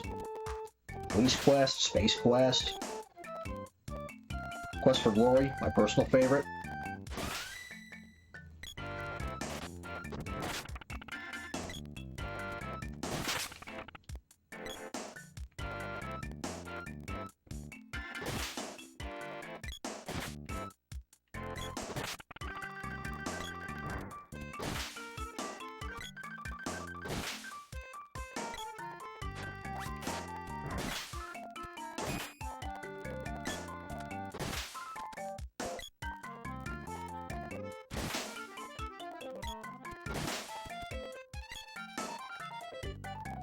Blazing Chrome, another favorite of mine, that was made by mainly just a couple of people.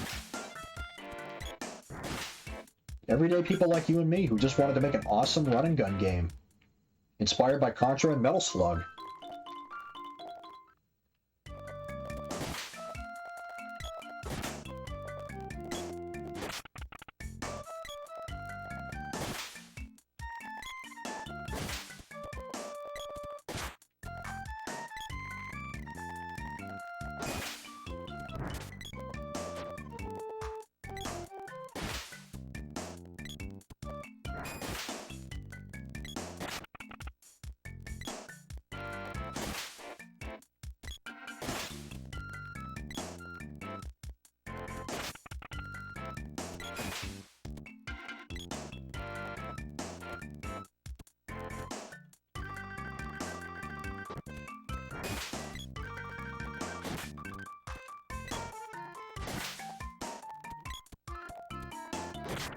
I shouldn't be surprised by how long this is taking. I was hoping in vain it would go faster, but it's not. This is what you get for perfectionism. When you want perfectionism, this is the price you pay for it.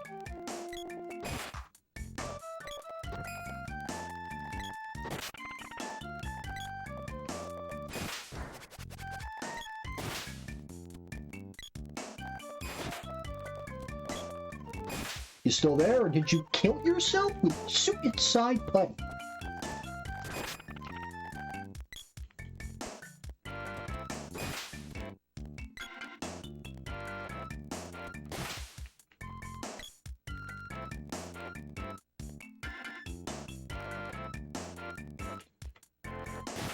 Oh yeah, when you go all in, absolutely.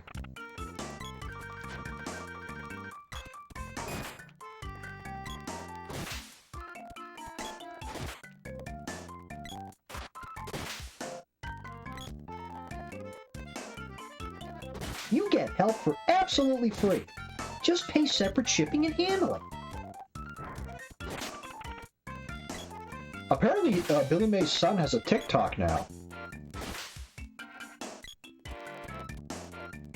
And he made a little tribute to his dad. He showed us a photo of him and his dad Billy when he was just a toddler. So we saw, yeah, he showed us a much older photo of Billy Mays that we hadn't seen before.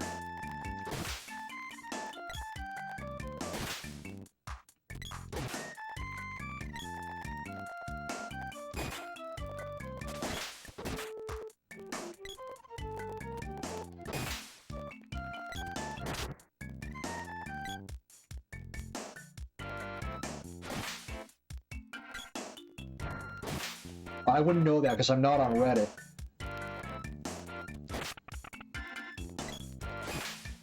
I do know he was very pleased with the South Park episode of his portrayal of his dad, the Dead Celebrities episode.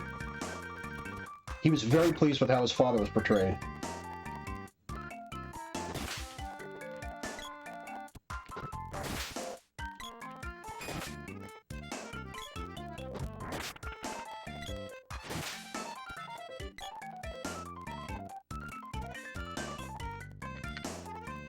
Oh, that's cool. That's really cool. Yeah, wasn't he and Anthony Sullivan on the Conan show, like, days before he died?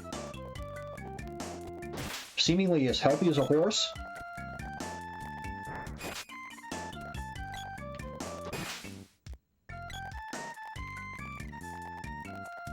I think he was. I think he was.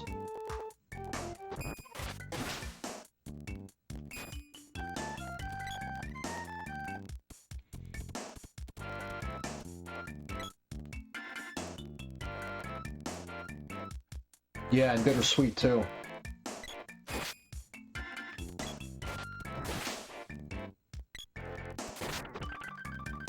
We still lost him too soon. Absolutely too soon. He was only 50. He was only the big 5-0.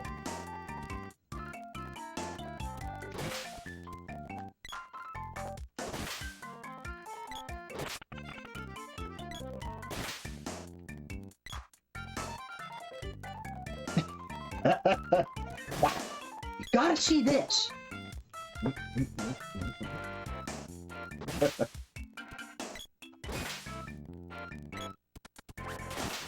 can't swing my head too much now. I get a friggin' headache.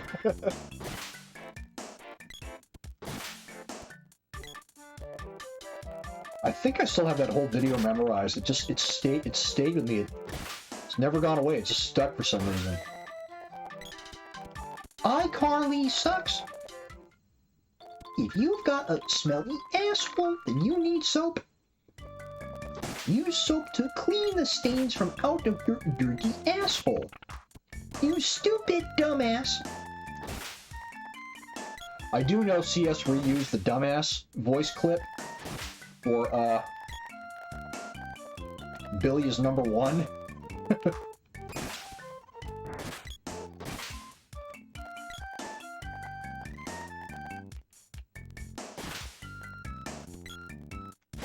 Or maybe just drinking too much Mountain Dew. It could be that.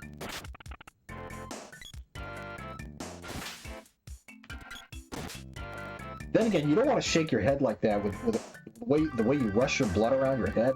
Ugh.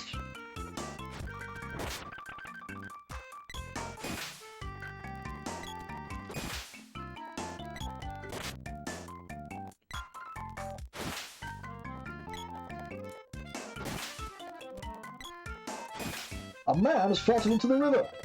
In Litty City. Start the new ditty.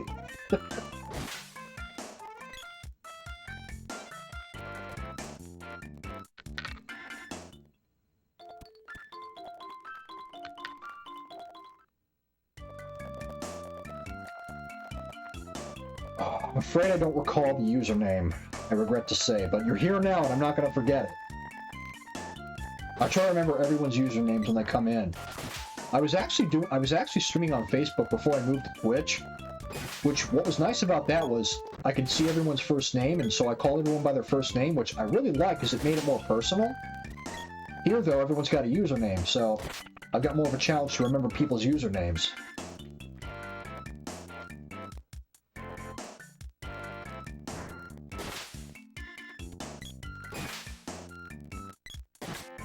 I haven't posted much on Twitter, really. I have a Twitter, I just don't often use it. I started using it because I wanted to follow CS because he's not on Facebook anymore.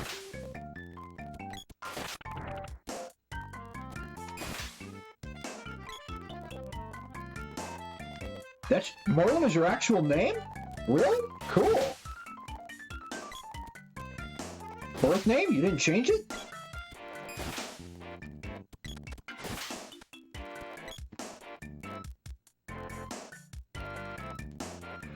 Oh, besides, nothing besides stage acting. I haven't done anything in film or on TV. I'd love to.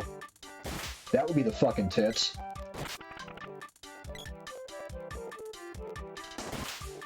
But I live on the wrong side of the world to do that. And I got nowhere to stay to find acting jobs in the meantime.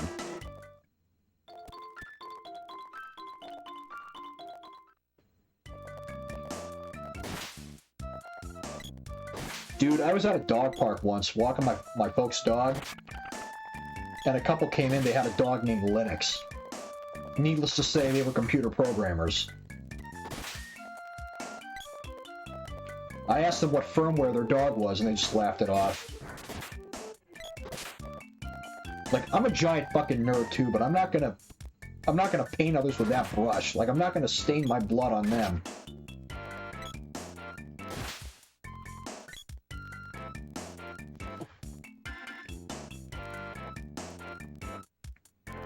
Yeah, no kidding.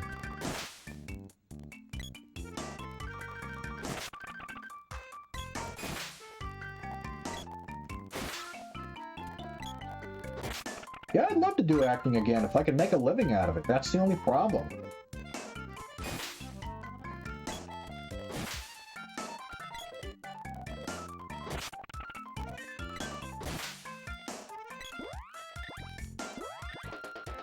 Damn it, no. I want to call Flamey.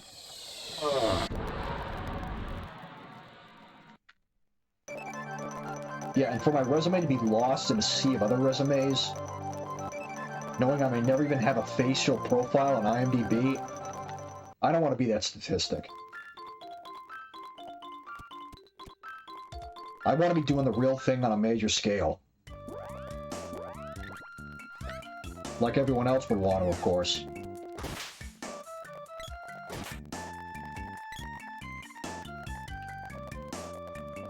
Oh yeah, they'll love that.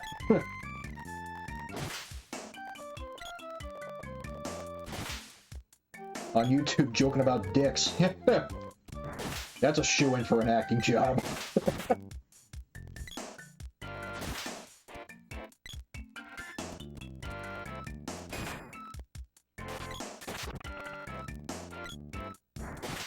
In fact, CS had the same trouble when he was trying to find work.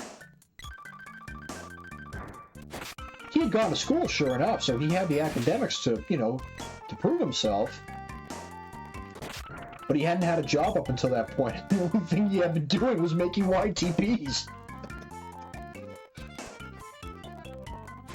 You know, actually, you don't exactly want to be telling people you've been fucking making YouTube poops before looking for a job.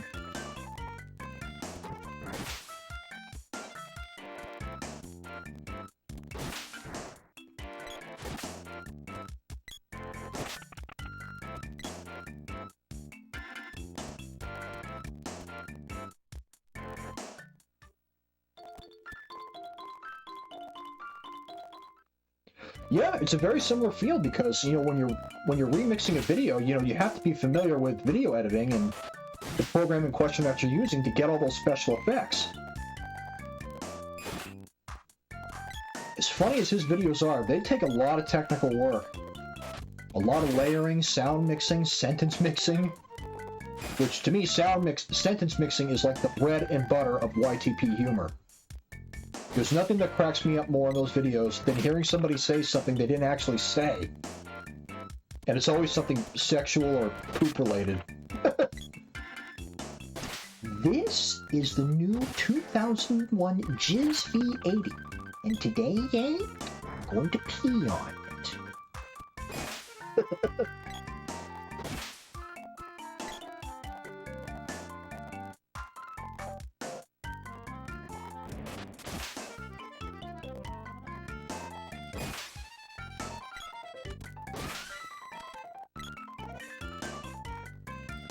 Oh, good. Level 8. Alright, what do I want to work on next? 8 stunning angles!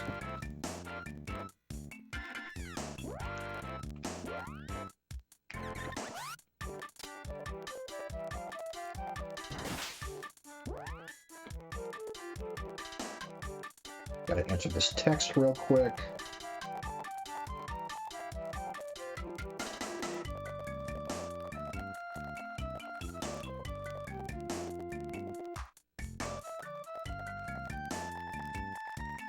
There we go.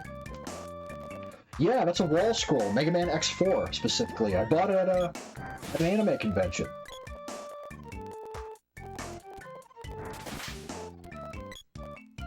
They had a really cool one of Mega Man X6, but who likes Mega Man X6? We love X4. I mean, it was a nice wall scroll, but the game itself just...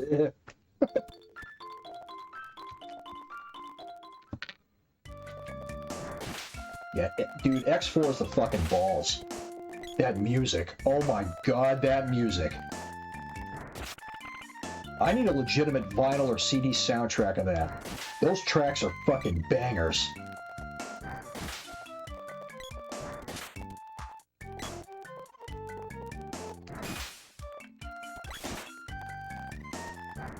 Oh yeah, with the Horde voice acting. What am I fighting for?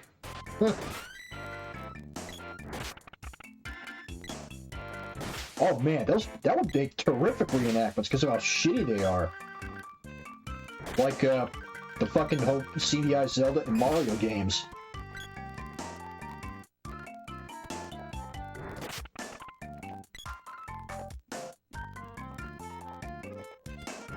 Brave soldiers of Replifors, we have been wrongfully judged as mavericks by our human creators. I too share the general sentiment. Take heed, we have no other choice.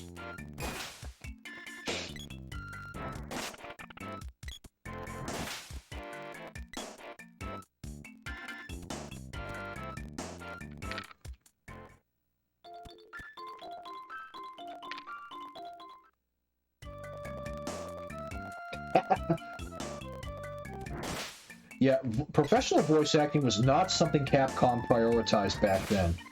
Resident Evil 1, of course, being no exception, but we love how cheesy that sounds. It just works.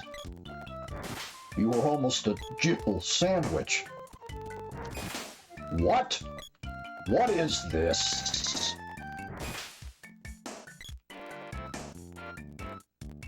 My fate is sealed. I have no choice.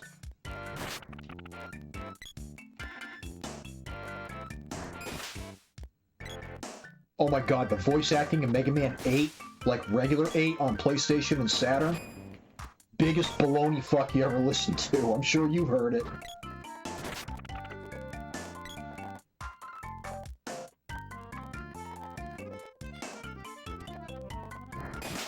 Is it Evil Slash? I thought he said it.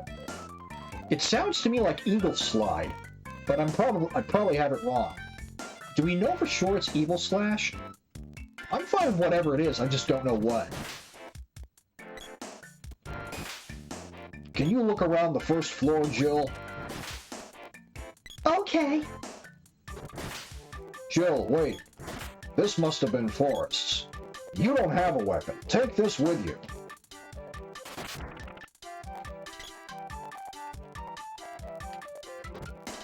I will give it to you. I don't think those sound clips are as bad when you're fighting double. Destroy! Destroy!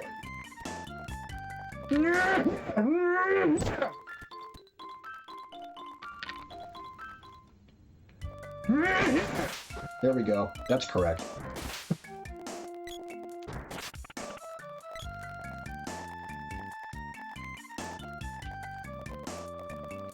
Hey, Double! What's the matter?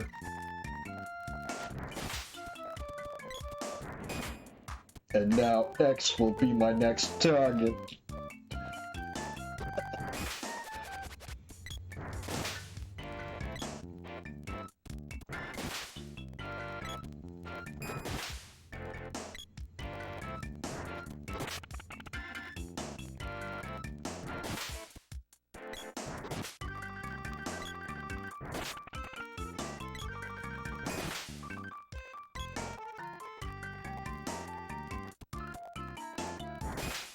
I do get a kick out of the overhead voice.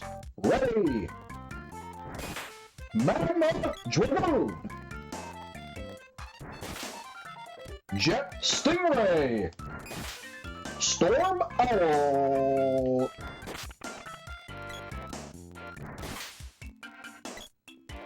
Frost Walrus!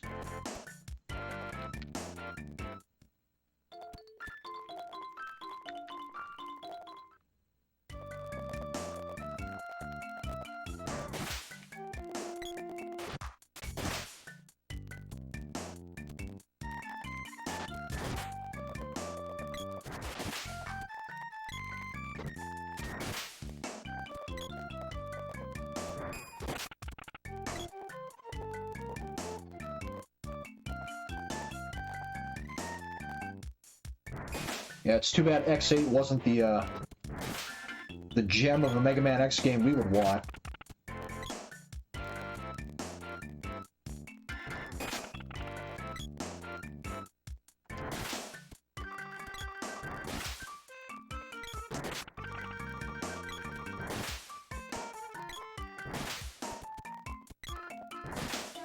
I know Keiji Inafune wanted to end it with X5, but some higher up probably said, no, you gotta make more. And then those games ended up being big disappointments to us.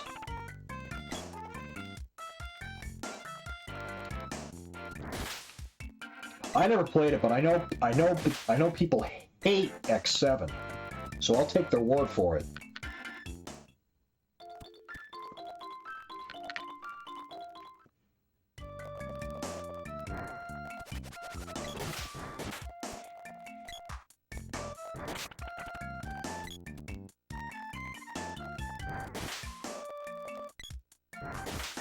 And I'm sure the 3D contributed to it not being as good. Not being the product we wanted it to be. Some games have no business being 3D. Don't get me wrong, I'm all fine for innovation and progress and new development techniques. I am all about going forward. But some things just need to stay as they are. If it ain't broke, don't fix it.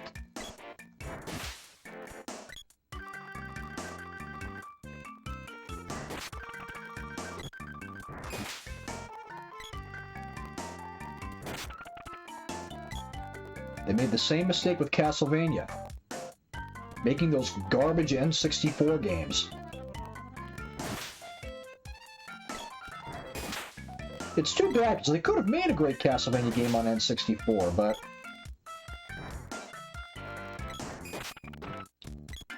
there was that awkward 2D to 3D transition where all the major players wanted to switch to 3D under the assumption that 2D wouldn't sell and would be gone forever.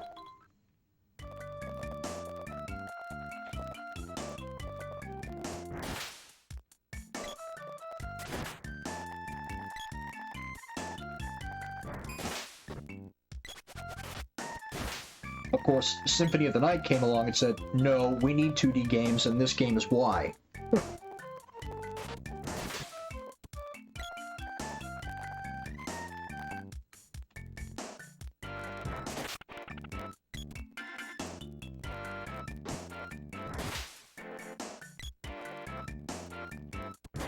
I'm the same way about run-and-gun games, like Contra, Metal Slug, Gunstar Heroes, and Blazing Chrome, which is no exception.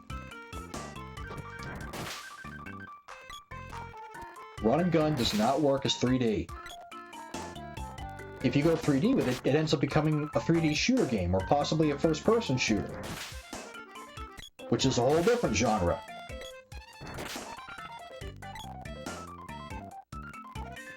I did not. I heard the remake for this was really bad, though. I didn't play it, so I couldn't tell you.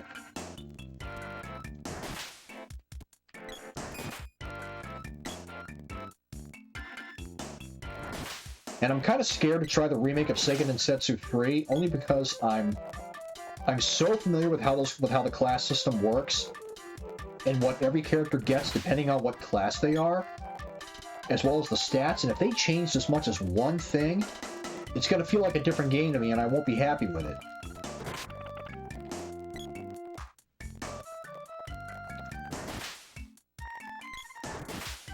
In all fairness, though, Secret of Mana is not perfect. Wonderful game, but it does have its problems that definitely warrant fixing it up.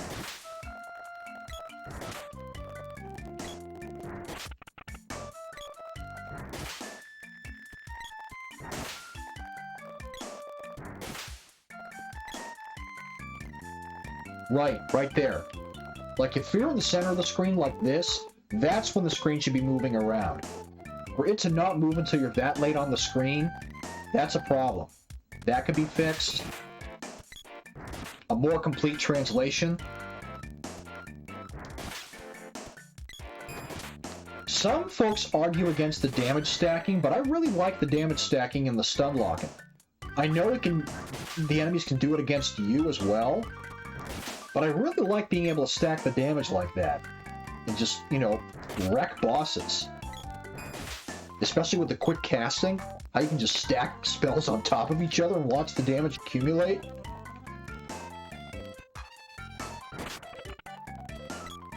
I'd hate to lose that.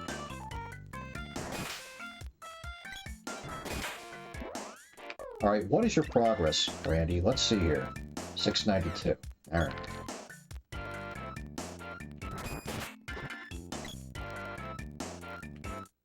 Oh, that's cool.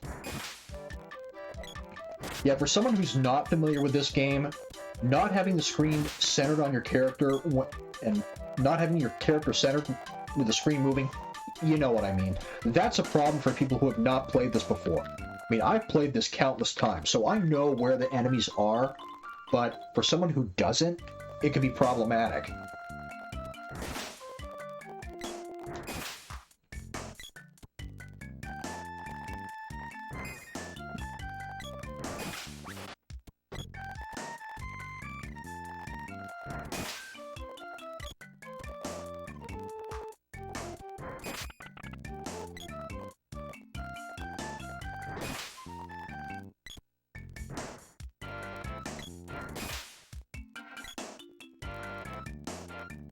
Yeah, just Chaz is fine.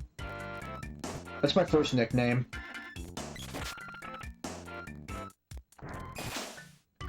The guys who started Sega Saturn Shiro, they gave that name to me and it just stuck. To tell you the truth, I kind of hated it, but now I can't get rid of it.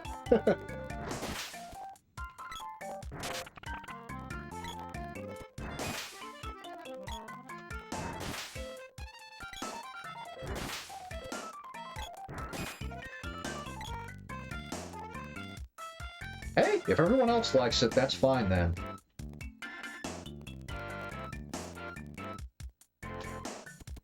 These two treasure chests I don't want. Just push them into the corner, scroll the screen, and they're out of existence.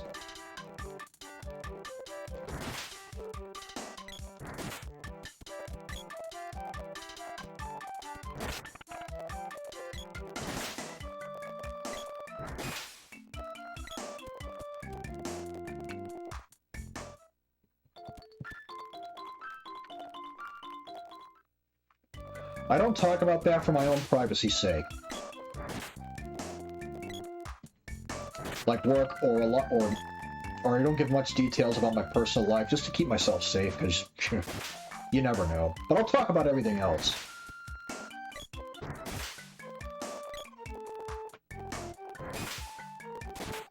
Yeah. Social engineering. I've never been the victim of such, but you just don't know these days. Can't be too careful. Sucks we don't live in that era anymore where we just trusted one another and didn't break each other's trust, but that's not the reality now. It sucks, but what else can I do? I always wonder what the full outlining is of this lake here. You can only see so much of it. I wonder where it goes if I were to scroll the screen past that point.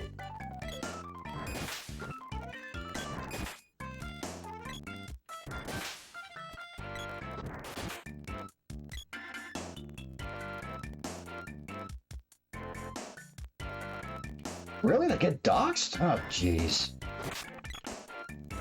that's not what YTP is about. YTP is about laughing, that's it. Just having fun. Laughing at inappropriate jokes and sentence mixing and bizarre visual effects. Shouldn't be anything else other than that.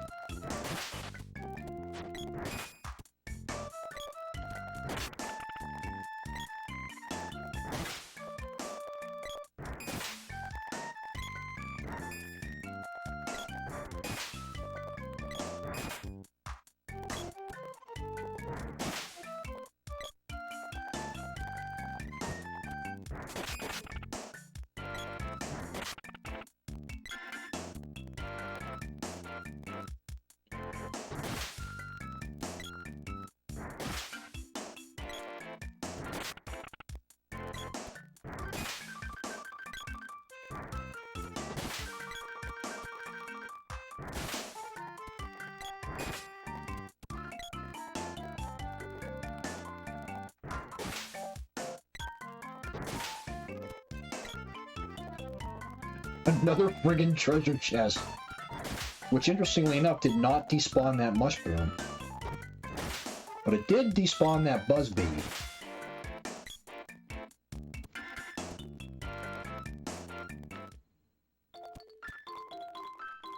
Oh, fair enough, yeah.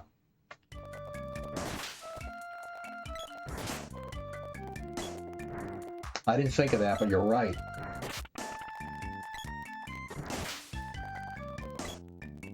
Me? Why am I in the community? Because I have that kind of bizarre sense of humor. It suits me. I can understand why it doesn't suit some people.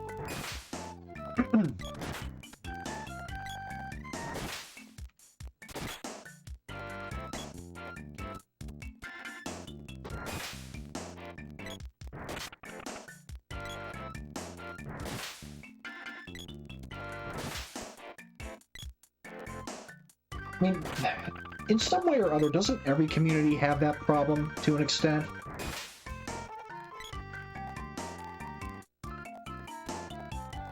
Like, you're in the community because you want to meet the cool folks who are into the same thing you are.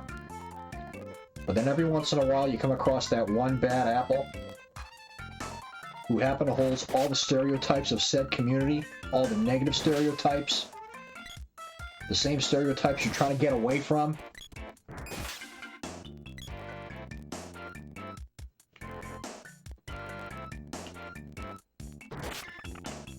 Yeah, it does not need to go further than that. It's just about laughing. That's all it's for. I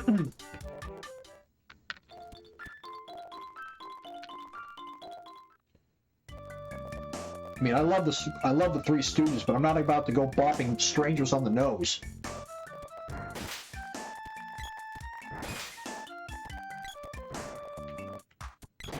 I did that to myself once. It fucking hurts.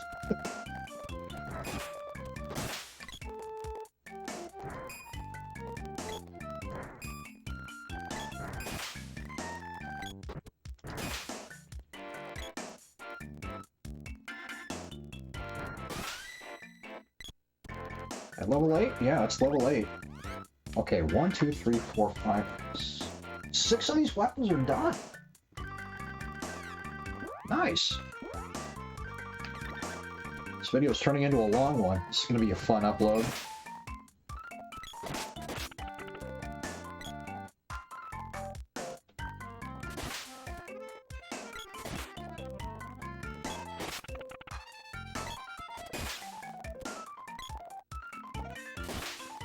I check my phone for... Okay, no new messages. Good, clear.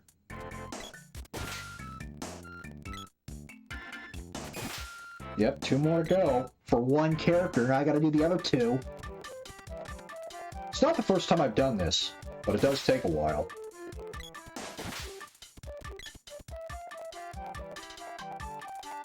And this kind of commitment will do either one of 2 things for me. It'll either get people to come in and watch me because of my absurd commitment to it, or it's going to make people walk the other way. Because let me tell you, this you probably know as well as I do, the behavior of this shit gets redundant.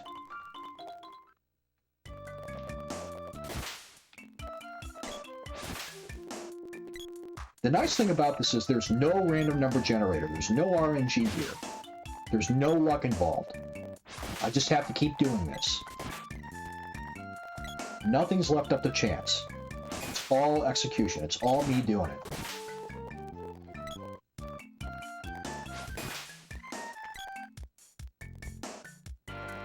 You know, I still need to go back and play Final Fantasy V. I want to get a reproduction cartridge of that for Super Nintendo.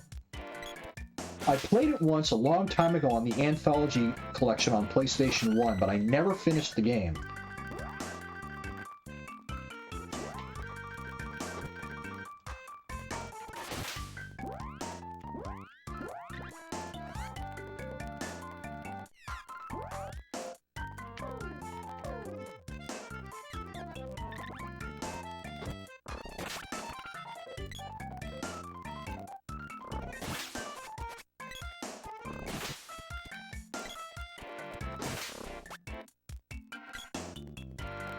Oh, okay, cool. Yeah, I heard the GBA releases were very good. I have a Game Boy Advance, but I did not buy enough games for it back in the day like I should have.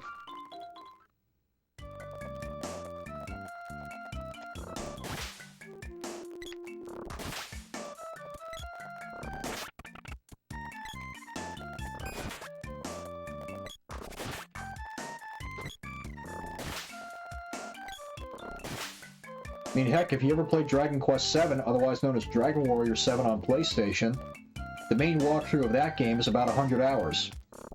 Real time, not game time.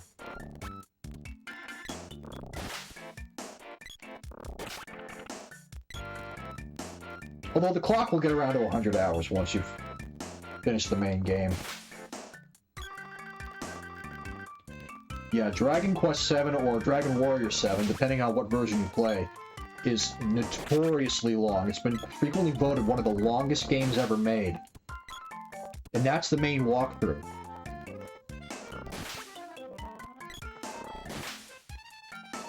All the side quests and completionist stuff you can do, 350 hours plus.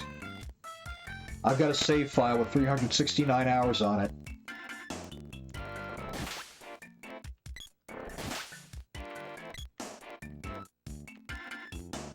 The only thing that I did not do was complete the Monster Park, because the way it's set up is really unorthodox.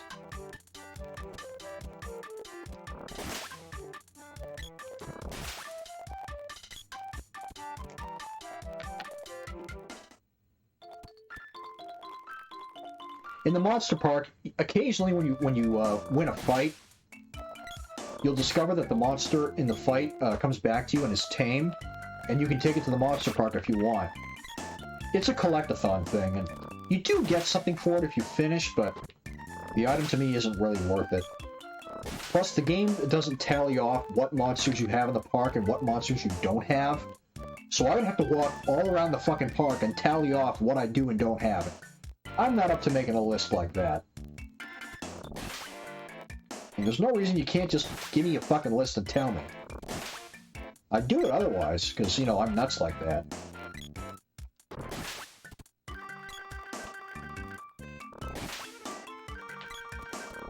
But yeah, that game takes a long time to complete. I got through it, though. I got through it. Just kept at it.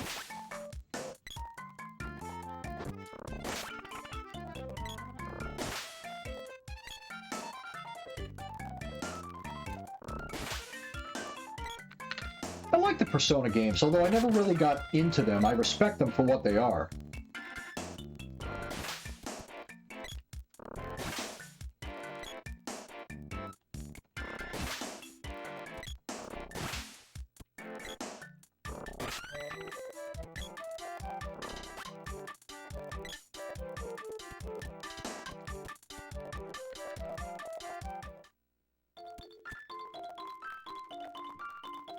Didn't that debut on the Famicom, originally? In Japan?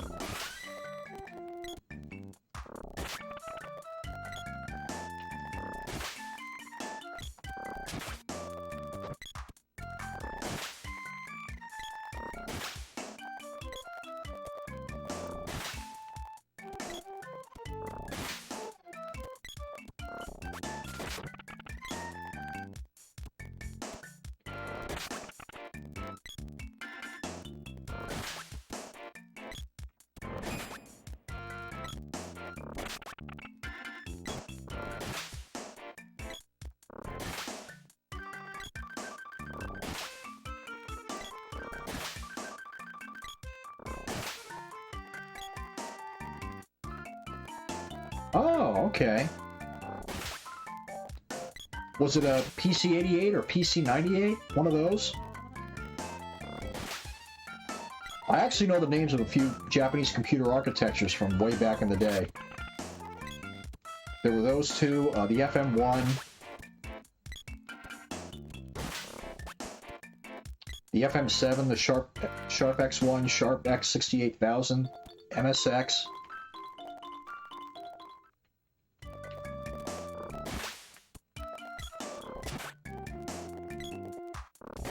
I actually have an MSX 2 Plus computer I haven't used in a while. I do want to stream MSX games at some point. I can record off that.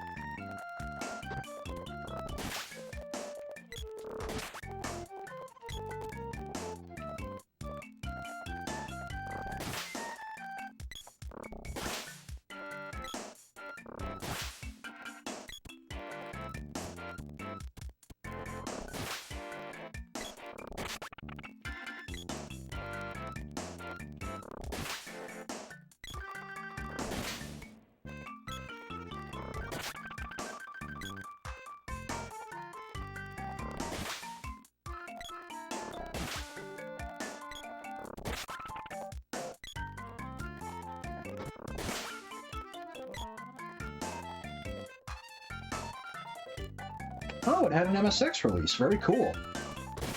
No way in a million miles I'd be able to play it, though. All in Japanese.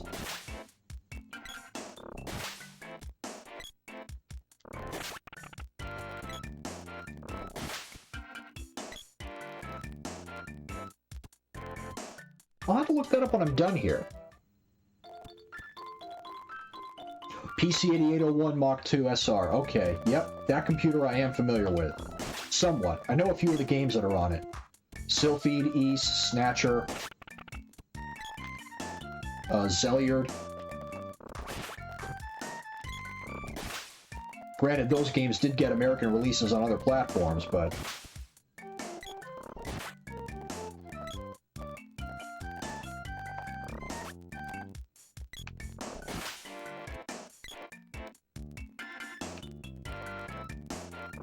Yeah, how'd you like it? Did you finish it, or did you, or not? What happened? There's that plant.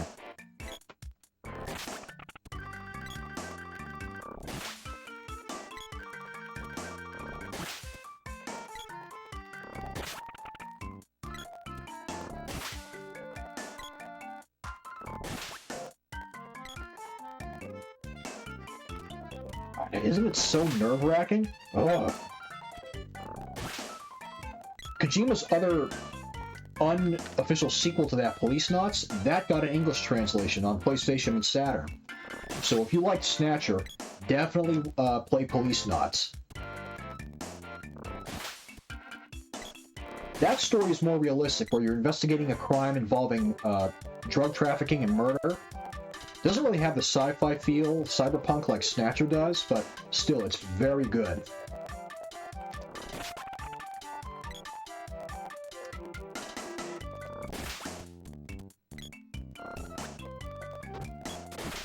Man, that shot of Lisa looking into the bathroom when she takes her hand off her face.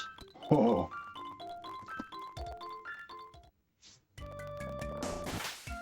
That's what I find so creepy about that game. You do not know who a Bioroid is. And if you do find out, they usually kill you, because they don't want you to live to talk about it.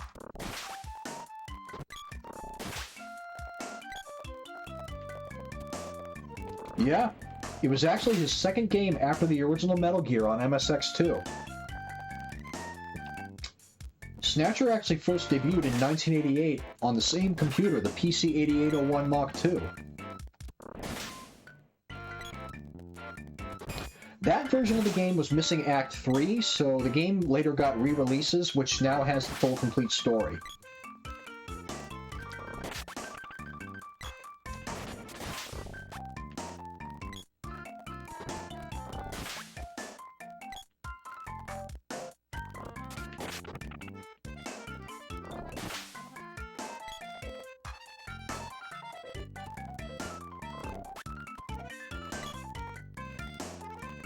where it felt more like you were playing a movie rather than an actual game. Rather than playing a game that had a story to tell, in the case of Snatcher, you play the story.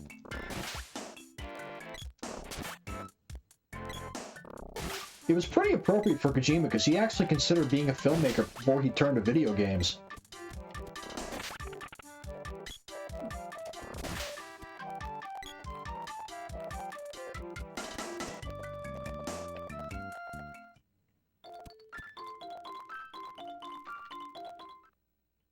Which comes to a question. I want to know how he manages to write a story that just compels and surprises the shit out of us. Like, how is he so good at holding us in suspense? How is he so good at revealing mindfucks and timing them just right?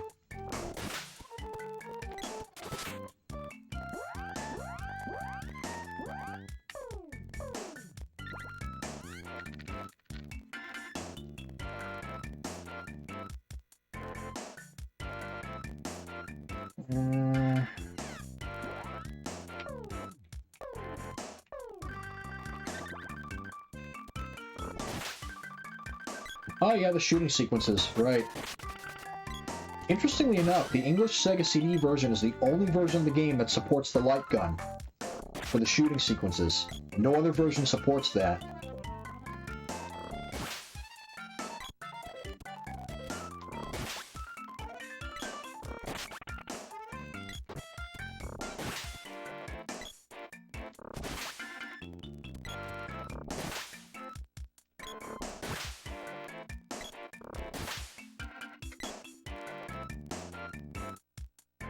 Yeah, Konami packaged a light gun with lethal enforcers on Sega Genesis and Sega CD. They called it the Justifier.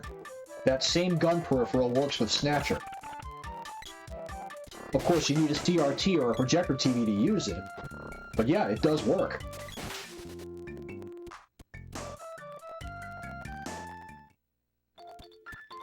The very last one at Act 3, I assume that's what you're talking about.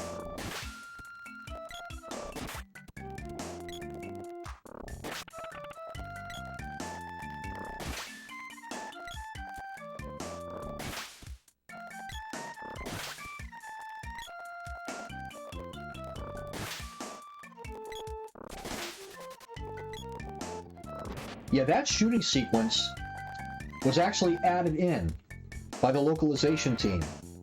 The two shooting sequences in Act 3 were not present in the Japanese PC Engine version, which the Sega CD version is based off of.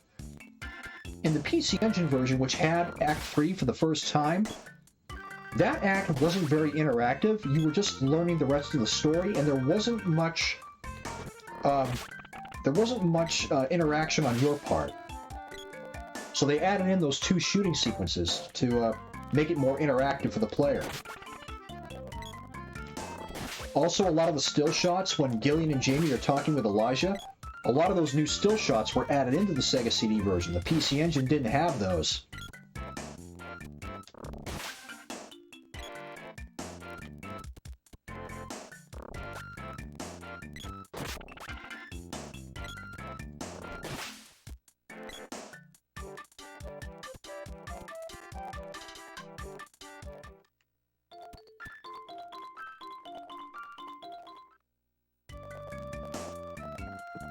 I have played every other Japanese version except the PlayStation version. English Sega CD is still my favorite of them all. My favorite Japanese version is probably the PC-88 original, even though it's missing Act 3. It's not complete. And I think what what garners my interest in that is the way the pixel art is rendered, the way the music sounds.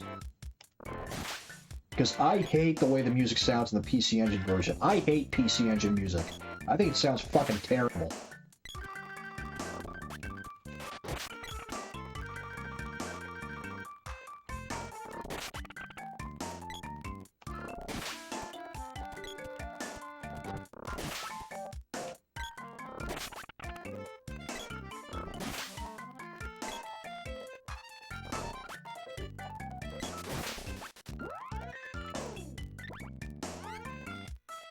Alright, we're almost there.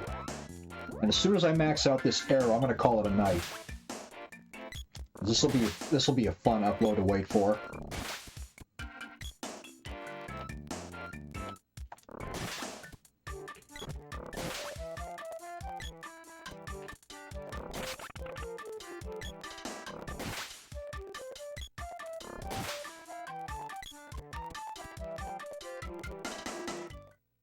Yeah, it's not the first time I've reached that mark. Longest I've ever had was a full 8 hours. Maybe even 9 hours. I was playing Final Fantasy VI on Super NES. It was another one of those completion streams. Maxing everybody out, getting all the espers and all the secrets and whatnot.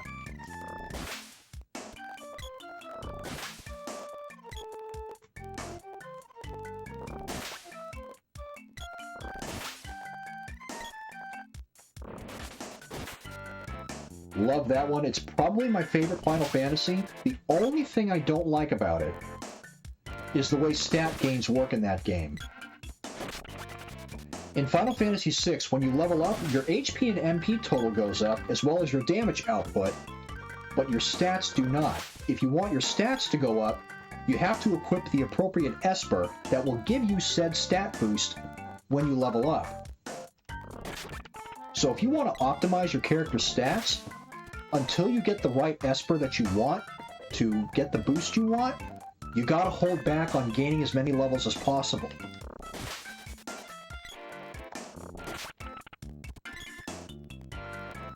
And for a tight-ass completionist like myself, that's something of a challenge.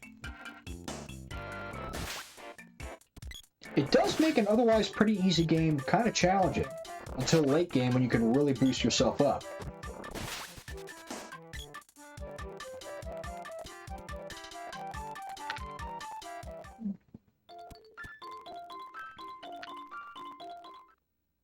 I think they did a pretty good job balancing all the characters as far as what they could do and what made them useful. There's a lot of debate over the Final Fantasy VI tier list, but if it were up to me, I think I'd probably put the top 4 in no particular order: Terra, Locke, Edgar, Celeste, on the grounds that they, I believe, have the largest selection of equipment to choose from.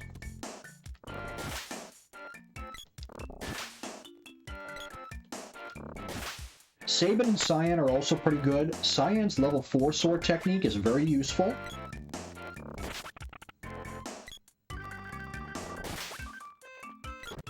Shadow's good for throwing. That's a good ability if you know how to use that.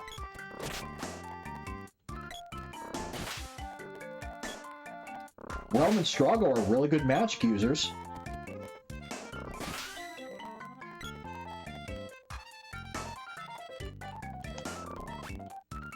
Yeah, Interceptor is S tier. When every once in a blue moon he actually runs into the fight and is gone. The only characters I don't like are Gogo and Umaro. Umaro cannot learn magic, he cannot equip anything except for a handful of relics, and you can't command him, he acts on his own. You can't equip Espers on him either, so he will not get any stat boosts when he levels up. What he has for stats is what he has, that's it. Gogo has the same problem.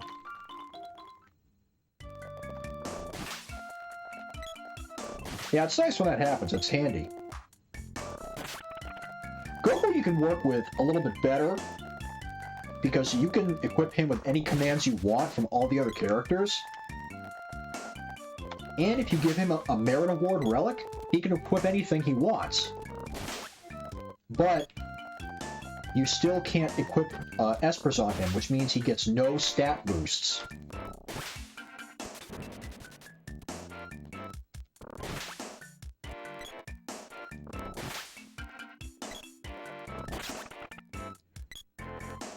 I heard that as well. I can't confirm anything for myself.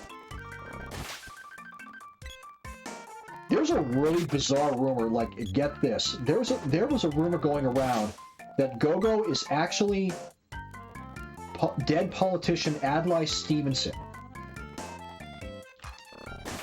And there is a huge conspiracy theory with factual evidence to support this. It's pretty outrageous the amount of coincidences they found. I don't have all the details on the top of my head. You'll have to read about it, but it's fucking bizarre. Ultimately, I think Go-Go is just Go-Go. But it's easy to understand why people debate his identity, because you don't get to see what he really looks like.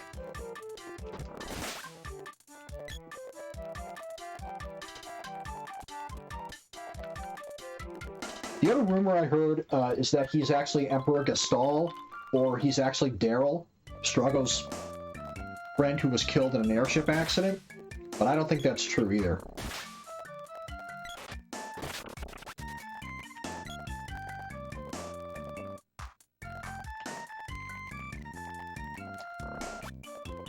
Yeah, people thought he was Emperor Gastal. People thought he might have been Daryl, Strago's friend. And probably the most bizarre rumor of them all, some people actually came up with a theory that he's actually politician Adlai Stevenson. He ran for president. I forget who he ran against. I think he ran against Eisenhower.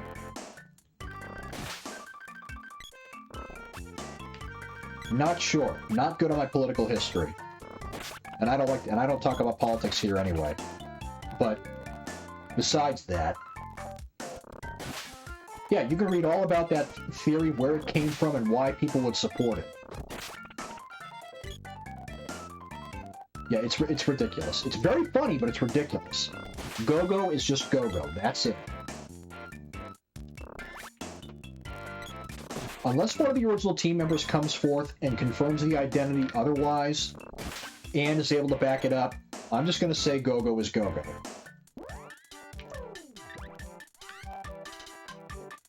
Oh, I'm already level 8. Didn't even notice that. Well, that's it for the night for me. It's went on longer than I expected it to. I might as well keep that weapon on him, because he doesn't have to grind anything else. Alright, I'm going to sleep at the inn here, and I'm going to call this a night. Have fun uploading this. Thanks for coming in, Merlin, and talking to me. I'm chatting it up. I really appreciate it. Hope we'll see you around soon next time.